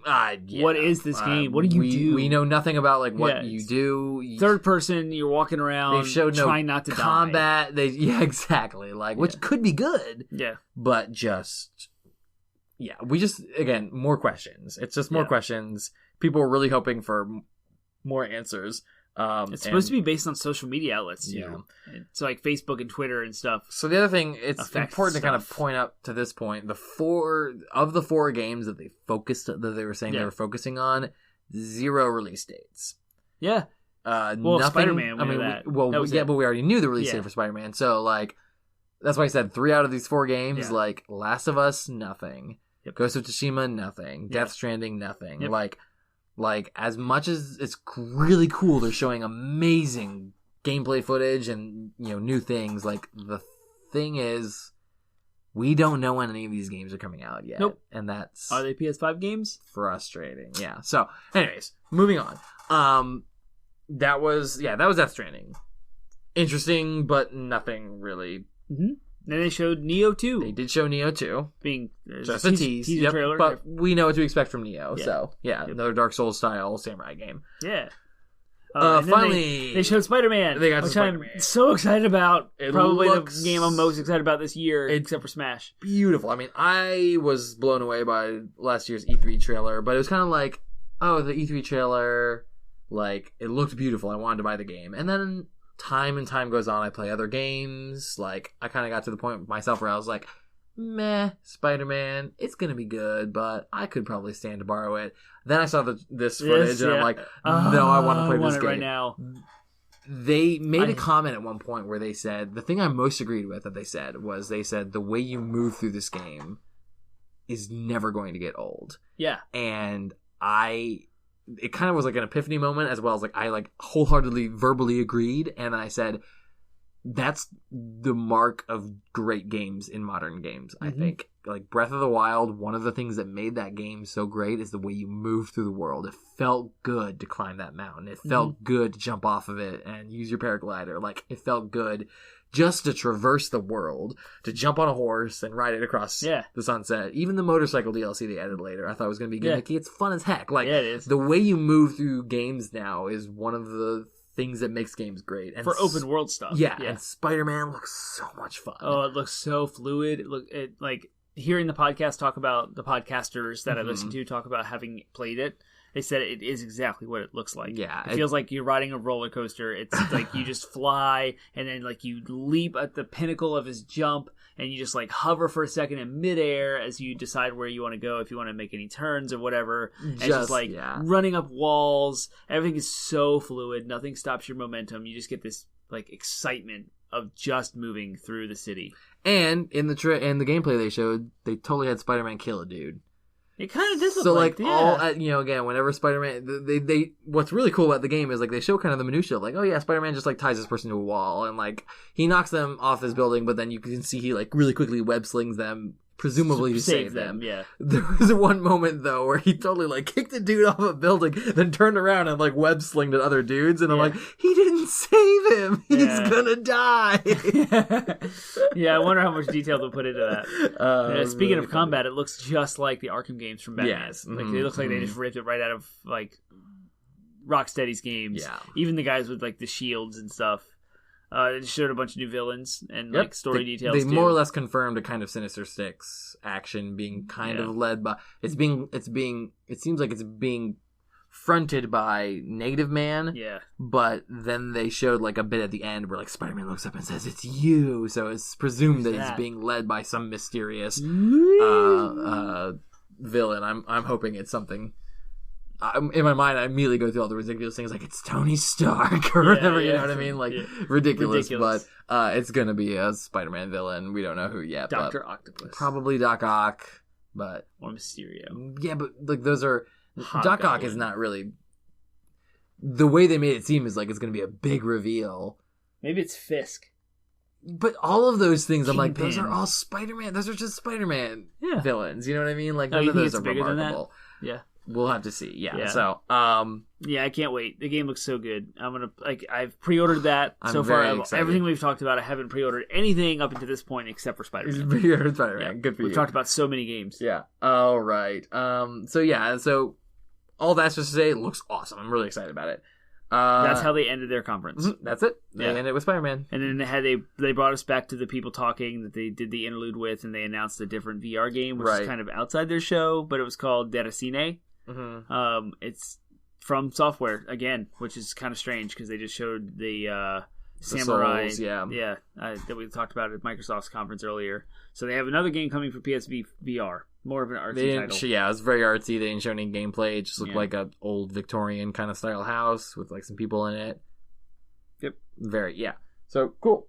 All right, highlights from and reflections on the PlayStation, the Sony conference as a whole. They only had one person come out at the beginning, Sean Layden, at the intro, talking. Everything else was just trailers and games. So they kind of like, outside of that one transition. They didn't have the talking heads, though. That was in the transition. Yeah. So that was the bad part, was that one transition. Yeah. So the intro was good, with Sean Layden talking about Sony and games, and then they showed off The Last of Us Part 2. Awesome. Horrible for a little bit.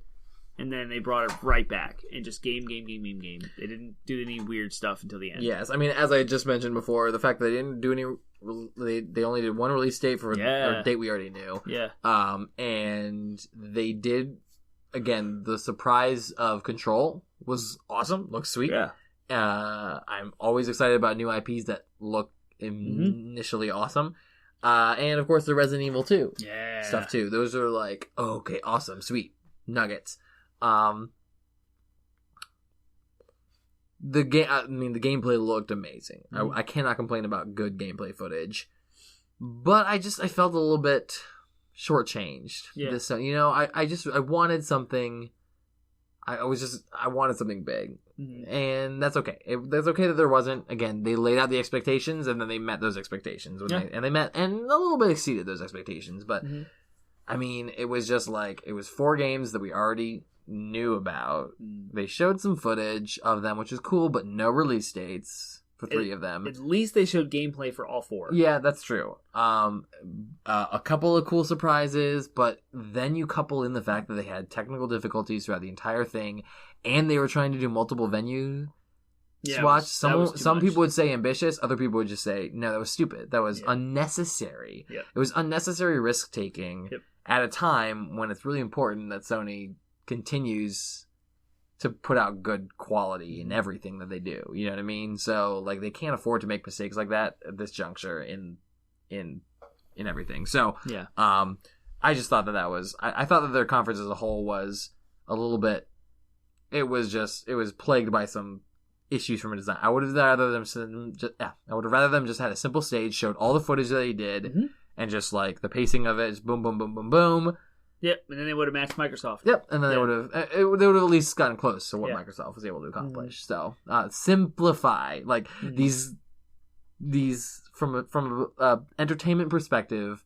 If they want their E3 conferences to be quality, they need to remember to simplify and focus on the game. Stop focusing on this garbage, this extra crap. I don't want to see musical numbers. I want to see games.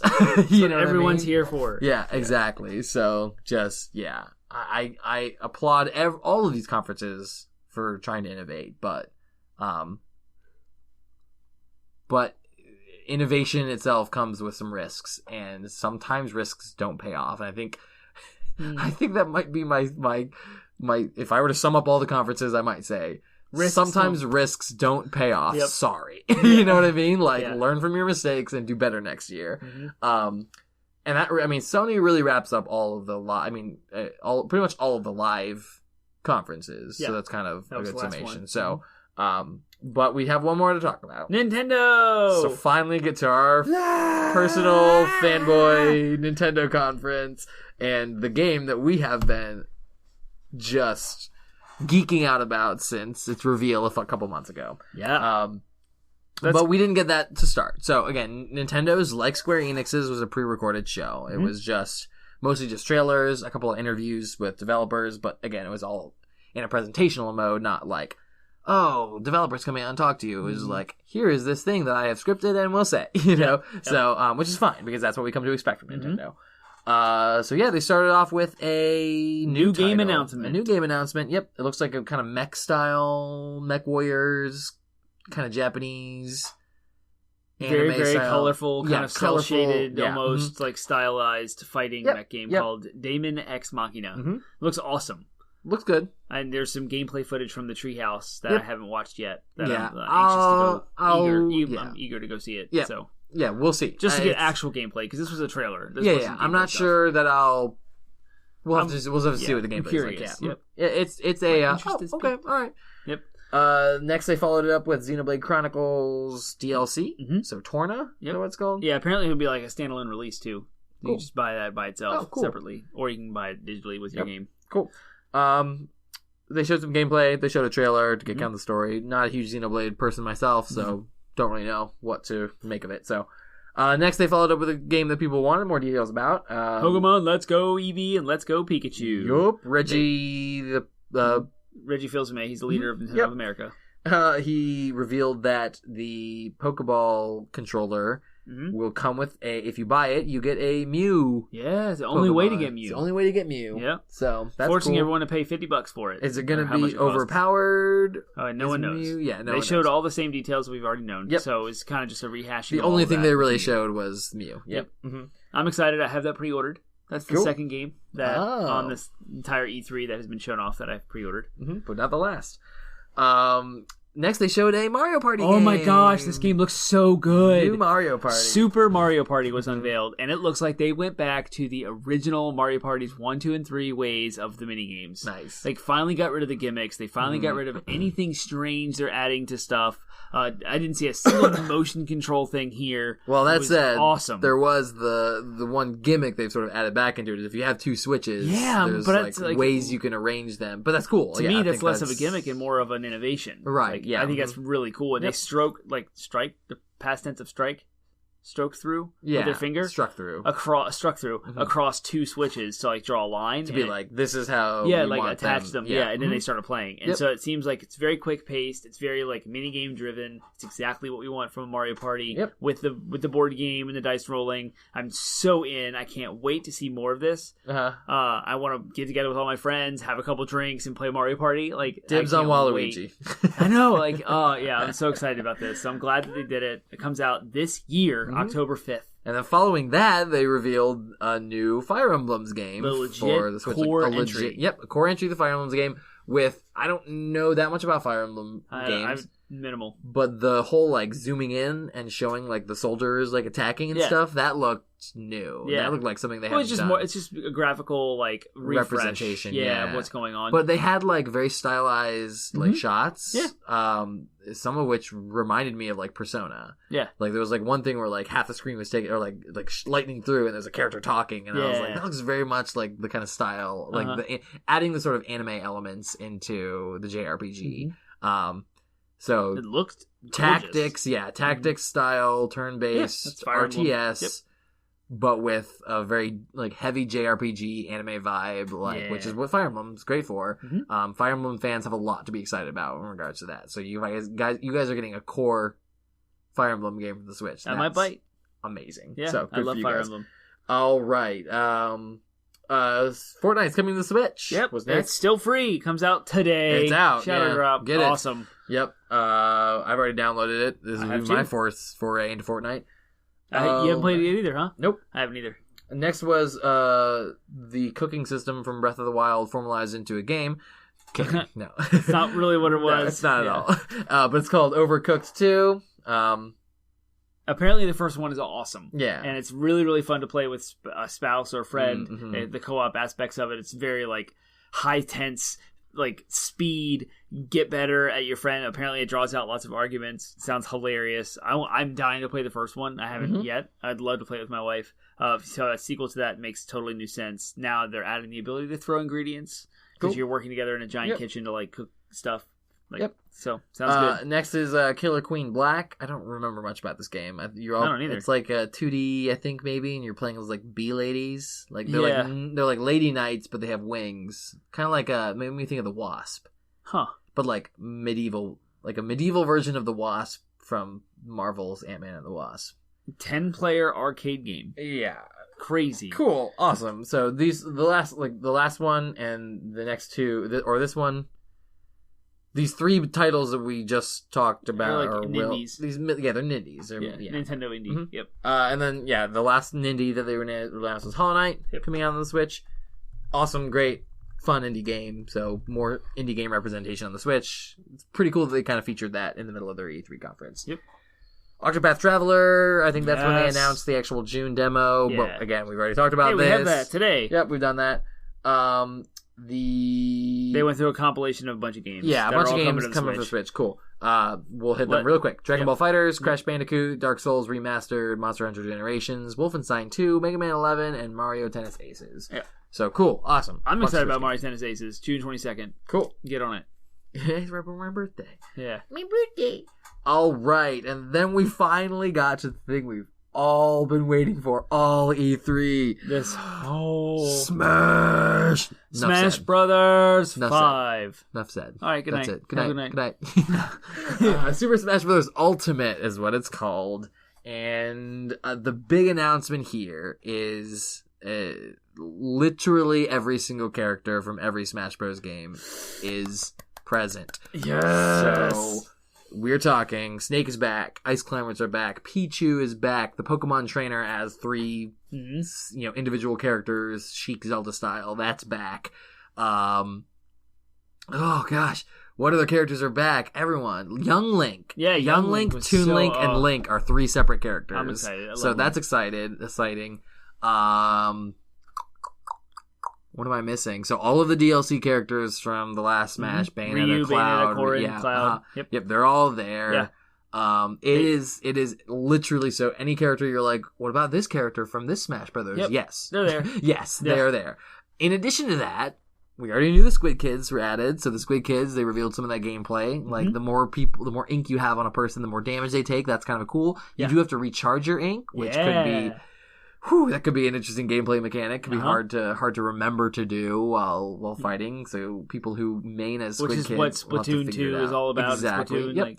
Crap! I'm out of ink. I have to ink up. Yeah, so that'll be interesting to see. And then the big added character they announced the big reveal was they finally added Ridley, the villain from Metroid, Samus's arch nemesis. Yep.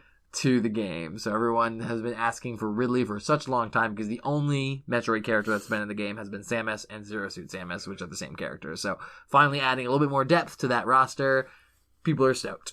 They also announced this idea of echo characters, which Termite and I are super confused about because it doesn't really seem to be a rhyme or reason. You'd think Link, Toon Link, and Young Link would be like Young Link and Toon Link would be echo characters for Link, but they're not categorized as that. Yeah, the idea of an echo character is like a clone of a character that looks different. Yeah, they have the same moveset. Slightly different moveset. Yeah, or like their moveset works differently. So like in the past, that's been things like, when you jump down A for Link, in the past, like his would go right down to the ground, whereas Young Link would like bounce or something like that. Yeah. So like the little differences, the fire arrows that Young Link would have over Link. So like. But again, Link and Young Link aren't categorized as, or Young Link's not categorized as an echo character, but Lucina is categorized as an echo character for Marth, and Dark Pit's categorized as an echo character for Pit, which is confusing to me because Dark Pit and Pit have different side B moves. Yeah. They announced a new echo character. Daisy! They added Daisy, yes. So, Mario Princess fans finally get Daisy, in addition to Peach and Rosalina. So a little bit more princess action on the roster, which is great. Everyone loves Daisy. So, but again, we don't really know how echo characters. That's why Termite and I are just really confused because it seems to be kind of arbitrary who they decide to be an echo character and who's not. So Mario and Dr. Mario are not characters. Despite the fact that they have in the previous games they have. So it leads me to believe, well, maybe the characters that aren't echo characters will have different movesets, but I just don't get that vibe. So, I'm a little bit annoyed by the whole echo character thing, only because they haven't been consistent with it so far. But that's a whole different thing. Final smashes are faster. Get right back to fighting. Yep. Yes, I love that change. Yeah. I love that. No more Landmaster Tank bullcrap. No more Supersonic. Just dominant. What's frustrating is the Game & Watch's Octopus. Yeah, the way those things have worked in the past is, okay, great. You successfully knock everybody off the map, and then everybody sits there. Yep, invincible, waiting for which isn't fun for the person who's got their ultimate. Nope. And it isn't fun for the person the people who are just waiting for the spawn. It's genius. So they're just like something and get back wham to bam, it. thank you, ma'am, boom. Like we're done. So I love that change. Love that change. They're adding a dodge roll in midair, which is great. So you'll be able to not only will you be able to dodge in midair, which you've been able to do, but you'll also be able to get some mobility out of it as well.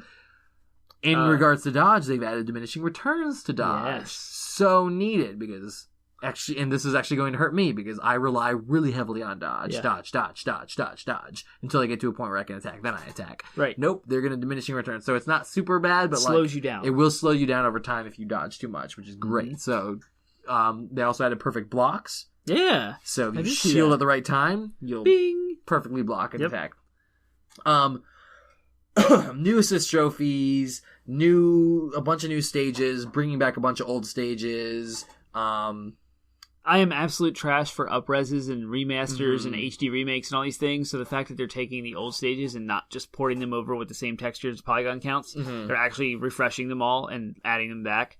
They're bringing back old characters. Everyone looks better. Everything feels faster. They're doing different. Like in the past, they've done this. Like all the Zelda characters are styled after Twilight Princess. That was the case in the past. Now they're taking an approach where they're styling them after different games. Yeah. So Zelda's got her Link to the Past. Is it Link to the Past? Link Between Worlds. Yeah.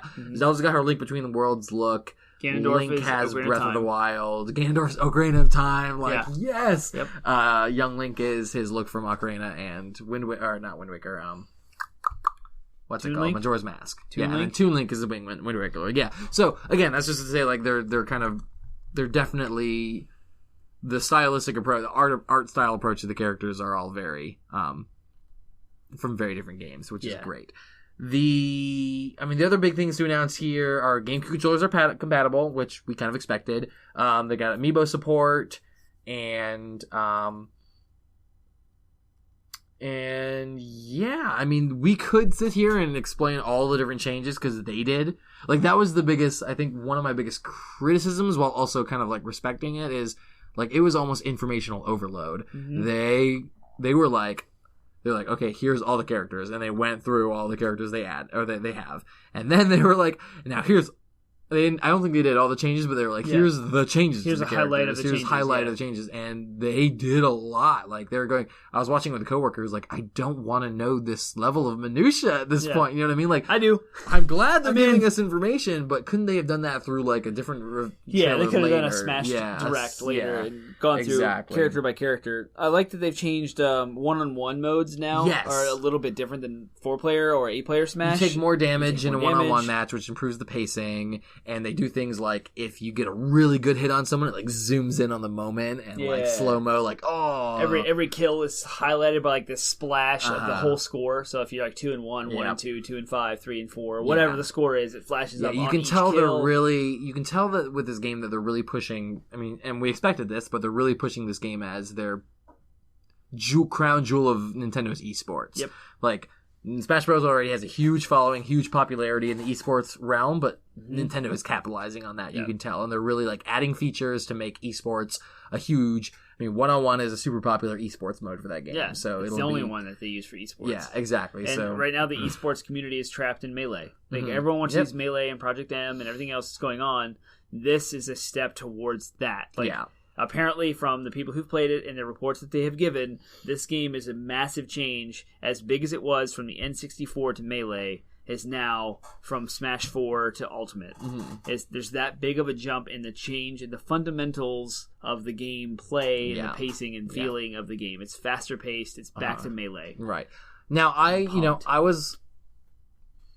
had mixed feelings about the reveal that all the characters are back. On the one hand, I'm like, great, we didn't lose anybody. There are some characters I could have been lost. I don't have a lot of love for Dr. Mario. I don't have a lot of love for the Wii Fit trainer. Like, there are characters, but I know people like them, so I'm like, okay, all right, whatever. Nobody's losing anything. I do fear that the fact that we have such a huge roster already means that they're not going to be inclined to add many new characters to the roster. I don't think I'm alone in wanting to see new characters in Smash. That's what's exciting about a Smash we got game. 2, right? And we got 2 brand new characters and a new echo of a character that people have been asking for a while. I hope that in the next 7 months they reveal. They probably will. Some additions. Yeah. They probably will. You're right, but like, there's part of me that's like, but they already have such a huge roster. Like, will they do it? Nintendo has been getting in on the DLC thing, as they probably should. So the last Smash Bros. Game had 5 added DLC characters, 6.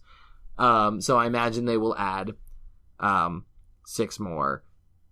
Or not 6, but I imagine they've got add, 65 now. So, but it's not because they don't count the Echo characters. Because I thought about the same thing.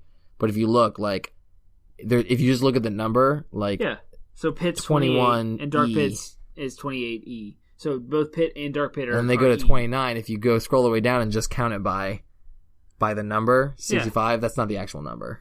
It's 67, something like that, 68. Anyways, it doesn't matter.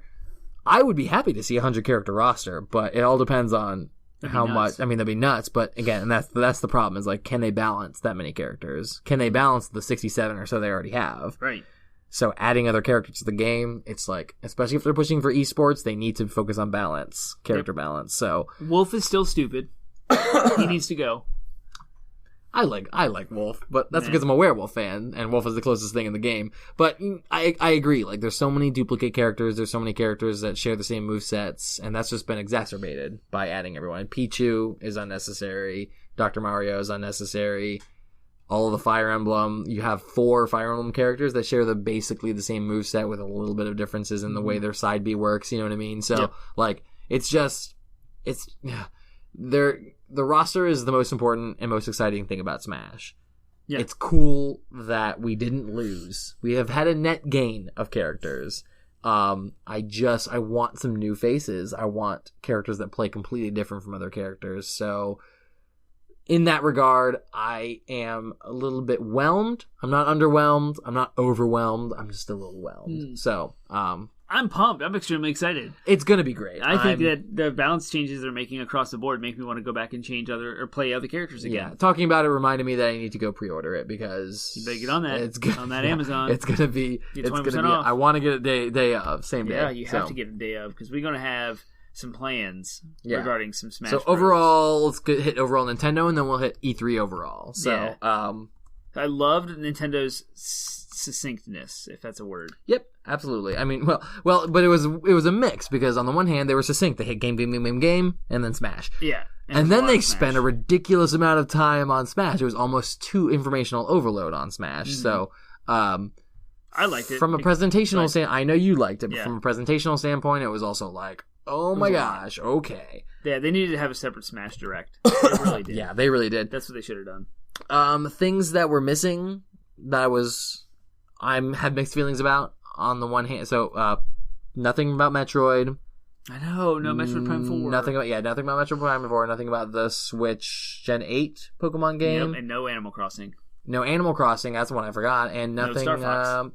Nothing about the Star Fox racing game that was leaked. No, there was another one. I'm blanking on it. What's another Nintendo game that has been announced but not Yoshi revealed? Yoshi was postponed. It'll come to me. That was announced and shown. It doesn't matter. None of the ones you've nothing. Yeah, this week. Anyways, there were several games that we know are coming out but have had no information about. And on the one hand, I'm like, okay, that's fine. They're taking they'll show things when they have things to show. So they're taking their time. I can respect that. But on the other hand, I'm also Metroid Prime 4. I wanted to know more information about it. I wanted to know too. So that was a little disappointing. But overall, I mean, again, Smash is really exciting. So even though I felt the informational overload a little bit, it's still just so good to finally have answers to questions.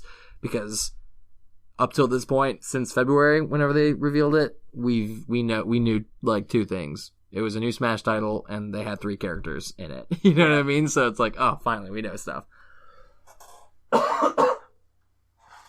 So that's the end of our conference rundown. 3 hours later. Yep. And so we wanted to ask ourselves what was our favorite game, what was our favorite conference, and what was our biggest disappointment, and then we'll rank all of the conferences. Cool. So, favorite game from Penguin? Oh. I mean, Smash. Yeah. Yeah, I mean, it's gonna be Smash. I sat down after the conference and started playing Hyrule Warriors, which up to this point I've had no real complaints about enjoying playing that game, and I just felt empty inside because I wished it was Smash. So, I mean, Smash is my favorite game, but honorable mentions, I have to say Spider-Man was a huge honorable mention for me, and then of course, as is Devil May Cry 5, big honorable mentions. Those are games I'm going to be stoked for. So, yeah. Oh, but I'll still say Smash is my best game. Man, this is Yeah, Smash is probably mine too, but that feeds into our, like, we're Nintendo fanboys. Yeah, we love Smash. So, in an effort to just not copy you, I will actually pick a different game that's not Smash as my favorite reveal, and that's probably Cyberpunk 2077. Yeah, I was gonna say that was up there too. Yeah, so, cool. Best conference. Ooh, Microsoft. I agree. Yeah, totally. I agree. Nailed it. I think that just from a presentational standpoint, from a show standpoint, from a what do people want out of E3, like, it was just an exciting roller coaster ride. Yep, the whole way through. And even though, I mean, all Nintendo really had going for it, I mean, there were some exciting reveals, but, like, all Nintendo really had going for it was Smash, and they almost beat it to death. Mm-hmm. So, just from a presentational standpoint, I'm still more excited about Smash than any game I saw in the Microsoft conference, but Microsoft's presentation was just a wild ride. I loved it. So, and biggest disappointment for me was Metroid Prime 4 and the lack thereof. Metroid Prime 4. My biggest disappointment was I really wish that THQ Nordic could have been there because there's two big titles. Biomutant and Darksiders 3. Yeah, they're titles that are slated for 2018. Whether or not they'll actually be able to come out, probably not. But they're slated for 2018, so I was really hoping they'd be in E3 2018. Their excuse for not being there was probably not their real reason, but their excuse was they said they're a Germany-based company, and they said, "Oh, we're gonna watch the World Cup," which was more of a humorous way of saying we don't really want to compete with all the other titles that are being shown at E3 this year. Yeah, so too much noise, exactly. So they will probably be represented at PAX West and Gamescom later this summer. Hopefully, they show off their gains and we get some release dates for Biomutant and Darksiders 3. Because those are two titles I'm really excited about. So the lack of those being at E3 were a big disappointment. Yeah. No Final Fantasy VII Remake either. It kind of stinks. Yeah, but cool. What are you going to do? Let's rank the the conferences. Let's rank them. Okay. From worst to best? Let's do worst to best. I'd say Square Enix is my bottom. Yeah, that's the bad. Yeah. Like, it didn't really need to even exist. It was pointless. Everything we already knew about, and what they did show that was new was not enough or bad. Yeah. Next, I would say is E3 or EA. E3 as a whole. Just everything else was next to worse. Yeah. EA. Would you agree with me on EA? I don't know. Ubisoft's pretty bad. But I thought you said Ubisoft was on par with Bethesda. Yeah, they're both tied. So it's a matter of, is EA better than I don't think guys? EA was better. I think for me, EA would probably be next to worse. Only because just they've already got some bad press. They didn't really do a lot to resolve that. I don't think that Anthem made up for the rest of the games they showcased. Right. So for me, next would be Ubisoft. I would say that Bethesda. Yeah, because Bethesda just had some strong stuff. I would switch that. Really? Yeah, I think Ubisoft had its great moments, and that was awesome. Bethesda's great moments were limited to its final third. Right. Okay. All right. Or Ubisoft had up, down, up, down, up, down, up, down throughout the whole thing. So the pacing was slightly better with Ubisoft. A little bit better. A little bit more enjoyable. Okay. I didn't watch Ubisoft, so I can't really. Well, then your turn. Vote it. Next, we're at to the big three. So what would you? I would say Sony, Nintendo, Microsoft. Me too. Okay, all right. Yeah, we got got what I was thinking. Yeah. Just Sony was plagued with so many technical difficulties. This was not their finest E3. They showed some very fine games. They did. So it's arguably the best games of E3 are all Sony. Yeah, arguably. Yeah, that's why I said arguably. Yep. Yeah. But nevertheless, like they were just their presentation was bad, so it would not be. And they had that weird transition with the audience. And and just so it's like good games in a bad way. So like. Bring it next year, Sony. It's cool. We will forgive you. Yeah. And then Nintendo just had one really great, amazing thing going for it, and still ended up delivering some cool surprises. A little disappointing of things that were left out, but like I'm also okay with them not showing things that they're not ready to show. Yeah. And then they just answered all of our questions about Smash. Yeah. Not all, but most of our questions about Smash. And then finally, Microsoft just brought it this year with... Yeah, they did. With perfect pacing and just knocked it out of the park with bonanza of reveals. It is midnight. It's after midnight. We are 3 hours and 15 minutes, marking our longest recording ever. Yep. By far. Yep. Hope you guys stuck with it. Stood. I can't. Words anymore are gone. It's been so long. So thank you for sticking with us. If you've got us in pieces, that's fine. We understand. This is bonus content. Our episodes do not run this long. Yes. You can find us at 80bitpodsmash.com. Once again, you can find that's our landing website. We are iTunes and Google Play. I'm losing all of my words. This is uncut, unedited. You got the raw Penguin and Termite experience here. If you can count my ums and give me an accurate description, you'll win a prize. I don't know what that prize is yet, but you'll deserve one. Let us know on the Reddit forums that we've started with what you were excited about each of the conferences for E3 this year.